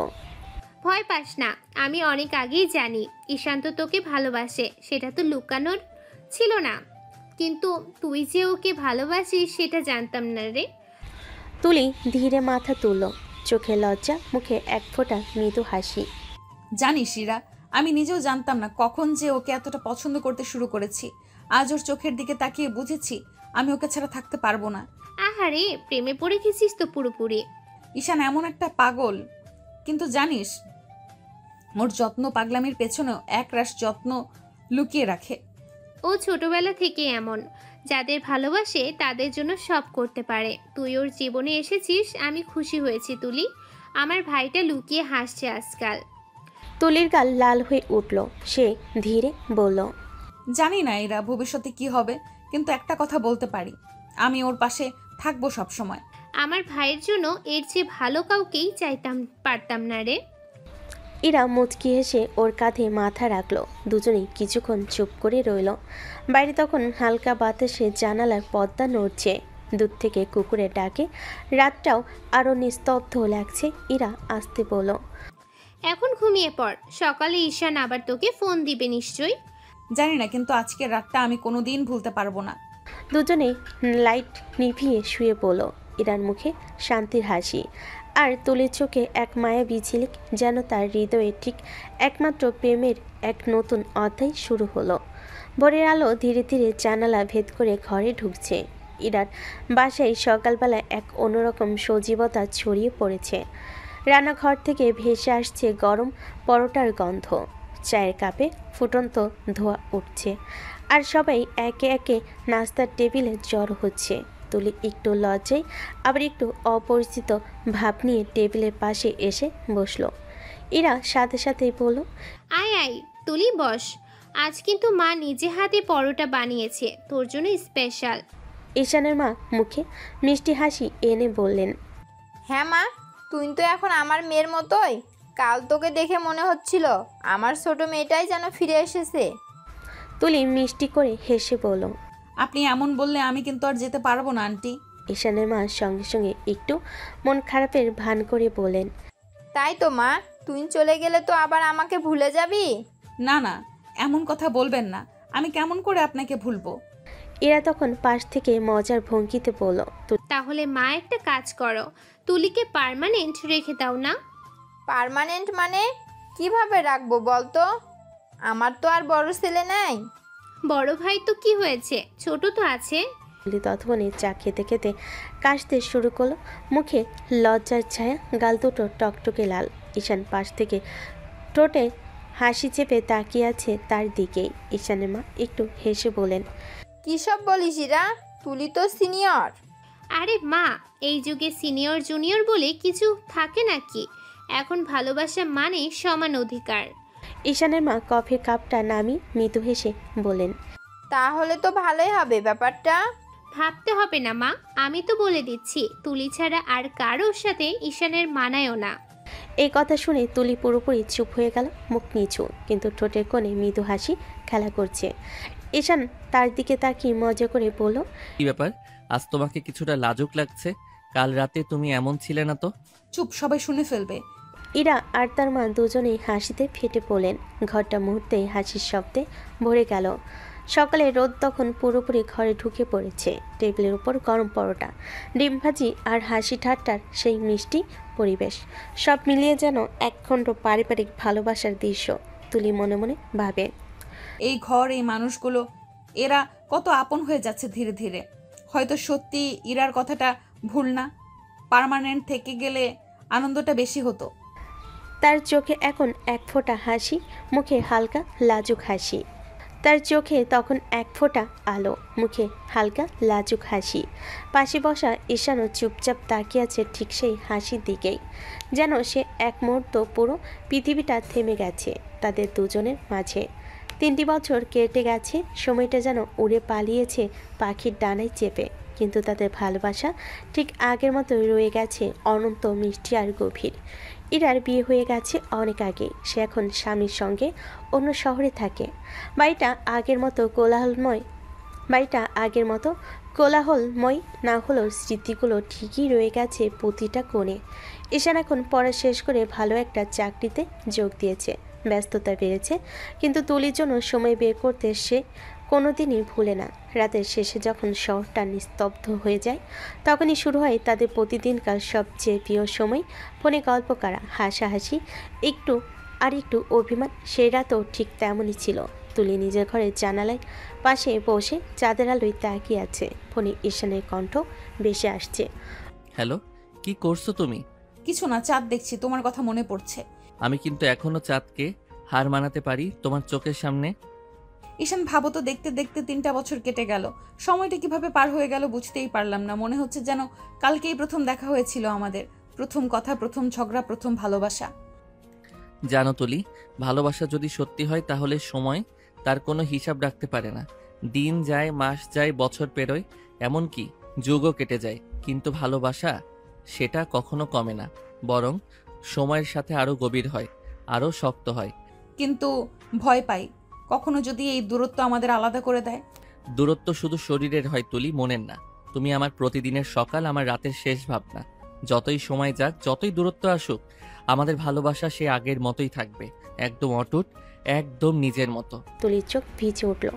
জানালা দিয়ে আসা বাতাসে চুলগুলো উঠছিল, আর সে ফিসফিস করে বলল, ঈশান, আমি তোমাকে হারাতে চাই না কখনো। তুমি হারাবে না, কারণ তুমি তো আমার বেঁচে থাকার কারণ। চাঁদের আলো তখন দুজনের কথাই মিশে যাচ্ছিল নিঃশব্দ আবেগে। সময় থেমে গিয়েছিল হয়তো সেই মুহূর্তে, যেখানে ভালোবাসা 3 বছর পেরিয়ে আজ ঠিক একইভাবে বেঁচে আছে, একই স্পন্দনে, একই মায়ায়। কয়েকদিন পরে আজ তুলি আর ঈশানে বিয়ে। সকালে সূর্যের আলো যেন আজ অন্যরকম ঝলমল করছে। হাওয়ায় ঘুরে বেড়াচ্ছে আনন্দের গন্ধ, বেহালার সুরের মতো মিষ্টি এক অনুভূতি ছড়িয়ে আছে চারপাশে। ইরাদের বাড়ি আজ সাজানো যেন কোনো রাজপ্রাসাদের মতো। দরজায় রঙিন ফুলের তোড়া, বারান্দা জুড়ে ঝুলছে লাল সোনালি আলোর মালা। উঠানে টিপ টিপ আলোয় নাচছে বাতাস। অতিথিরা আসছে একে একে, কেউ হাসছে, কেউ ব্যস্ত। কারো হাতে ফুল, কারো হাতে উপহার। সবাই বলছে একটাই কথা, আজ তুলি আর ঈশানের বিয়ে। আহা, কি সুন্দর একটা ঝুটি। তুলি ঘরে ঢোকা মানেই যেন সুগন্ধির রাজ্য। সে আজ পরেছে লাল শাড়ি, মাথা ভর্তি সোনালি গহনা, কপালে লাল টিপ, ঠোঁটে হালকা হাসি। আয়নায় তাকিয়ে নিজেকে দেখছে, কিন্তু চোখে জল চিকচিক করছে। মনে পড়ছে অতীতের সব লড়াই, ভাঙ্গন, কান্না, ভালোবাসার সংগ্রাম। আর সেই মানুষটা যাকে একদিন দূরে ঠেলে দিতে চেয়েছিল, আজ সেই তার জীবনের সবচেয়ে কাছের মানুষ। ওদিকে ঈশানও তৈরি, সাদা পাঞ্জাবির ওপর হালকা সোনালি শেরওয়ানি, মুখে সেই চিরচেনা দুষ্ট হাসি, কিন্তু চোখের ভেতর আজ অন্যরকম গভীরতা, যেখানে প্রেম, শ্রদ্ধা আর এক অদ্ভুত অস্থিরতা। বন্ধুদের কেউ ঠাট্টা করে বলছে, ঈশান, আজ থেকে তুই অফিসিয়ালি হেরে গেলি। এখন থেকে তুলির কথাই শেষ কথা। হার মানতে তো কোনো আপত্তি নেই, যদি জেতা মানে হয় তাকে পাওয়া। সন্ধ্যা নামতে বিয়ের আসর ভরে উঠল আলো আর ফুলে। প্যান্ডেলের চারপাশে জ্বলছে রঙিন লাইট, আশেপাশে মানুষ হাসছে, নাচছে, গানের তালে তালে দুলছে। তুলির মা বারবার চোখ মুছছেন আনন্দে, আর ইরার চোখেও জল টলমলো করছে খুশিতে। হলুদ আলোয় যখন তুলির মুখ দেখা গেল, ঈশান নিঃশব্দে তাকিয়ে রইল। সময় যেন থেমে গেল কয়েক মুহূর্তের জন্য। তুলি ধীরে ধীরে মঞ্চের দিকে এগিয়ে আসছে, তার প্রতিটি পদক্ষেপ যেন চারপাশের বাতাসও কেঁপে উঠছে। ঈশান মনে মনে বলল, 3 বছর আগের সেই মেয়ে যে আমাকে বলেছিল সে পবিত্র নয়, আজ সেই মেয়েই আমার জীবনের সবচেয়ে পবিত্র অনুভূতি। পানিপুরি থেকে শুরু করে কেক, সব মিলে এক আনন্দের হুল্লোড় চারপাশে। সবাই হাসছে, ছবি তুলছে, আর দুই চোখ ভরে দেখছে সেই প্রেমিক যুগলকে, যাদের গল্প শুরু হয়েছিল ঝগড়া দিয়ে, কিন্তু শেষ হচ্ছে এক অনন্ত ভালোবাসায়। চাঁদের আলো যখন নরম হয়ে তাদের মাথার উপর পড়ল, ঈশান তুলির হাত চেপে ধরে বলল, আজ থেকে তুমি আমার সব কিছু তুলি। আর তুমি আমার পৃথিবী ঈশান। রুমের চারপাশ মোমবাতি আর নরম আলোয় ঝলমল করছিল। চাঁদের নরম ছাই ওদের দেহ অল্প অল্প ঢেকেছিল। ঈশান তুলিকে ধীরে ধীরে নিজের দিকে টেনে আনলো। তুলির চোখ লজ্জা, মুখে লাজুক হাসি, আর মনে কিছুটা উত্তেজনা, সবই একসাথে ফুটে উঠছিল। তুলি হাত বাড়ালেই ঈশান তার হাত ধুলো, হালকাভাবে জড়িয়ে ধুলো। ঈশান মৃদু স্বরে বলল, তুমি জানো আজকের এই রাতটা আমার জন্য কতটা বিশেষ? তুলি লজ্জা পেতে পেতে চোখ মেলে তাকালো। আমি জানি না। কারণ এই রাতটা শুধু আমাদের, শুধু তুমি আর আমি। আমি চাই তোমার প্রতিটি মুহূর্ত আমার সঙ্গে থাকুক। আমি তোমার আছি, তোমার সঙ্গে আছি। ধীরে ধীরে তারা একে অপরের দিকে এগোতে লাগলো। ঈশানের ঠোঁট তুলির কপালে স্পর্শ করলো, তারপর চোখের দিকে, আর শেষে ঠোঁটের কাছে। ঈশান ধীরে ধীরে তুলির ঠোঁটে ঠোঁট ডুবিয়ে দিল। তুলির হাত আর শরীর কোনোভাবে প্রতিহত করল না, সে শুধু তার হৃদয়ের ভেতরে সমস্ত অনুভূতি মেলালো ঈশানের সঙ্গে। রুমে নরম নিঃশ্বাস ভেসে চলছিল, শব্দগুলো ছিল শুধুই তাদের। মোহ ও ভালোবাসা ও মিলনের মধুরতা। তারা একে অপরের চোখে চোখ রেখে কথা বলছিল না, শুধু অনুভব করছিল একে অপরের ভালোবাসা, যত্ন আর প্রীতি। ঘন্টা কেটে গিয়েছিল, অথচ ওরা একে অপরের কাছ থেকে দূরে যেতে চাইছিল না। ঈশান ধীরে ধীরে তুলির কপালে চুমু দিয়ে বলল, আমি চাই এই ভালোবাসা, এই রাত, এই অনুভূতি সব সময় আমাদের সঙ্গে থাকুক। আমি চাই। নরম আলো, মোমবাতির হালকা গন্ধ, আর দুজনের হৃদয়ের ধরফর। এভাবেই রাত কেটে গেল। তার শুধু একে অপরের সঙ্গে মিলিত থেকে অনুভব করলো যে ভালোবাসার সীমা কখনো শেষ হয় না। তো প্রিয় পাঠকরা, আজকে এখানেই বিদায় নিচ্ছি। চলে যাওয়ার আগে সবাই লাইক, কমেন্ট ও শেয়ার করে চ্যানেলটি সাবস্ক্রাইব করতে ভুলবেন না। আল্লাহ হাফেজ। সমাপ্ত।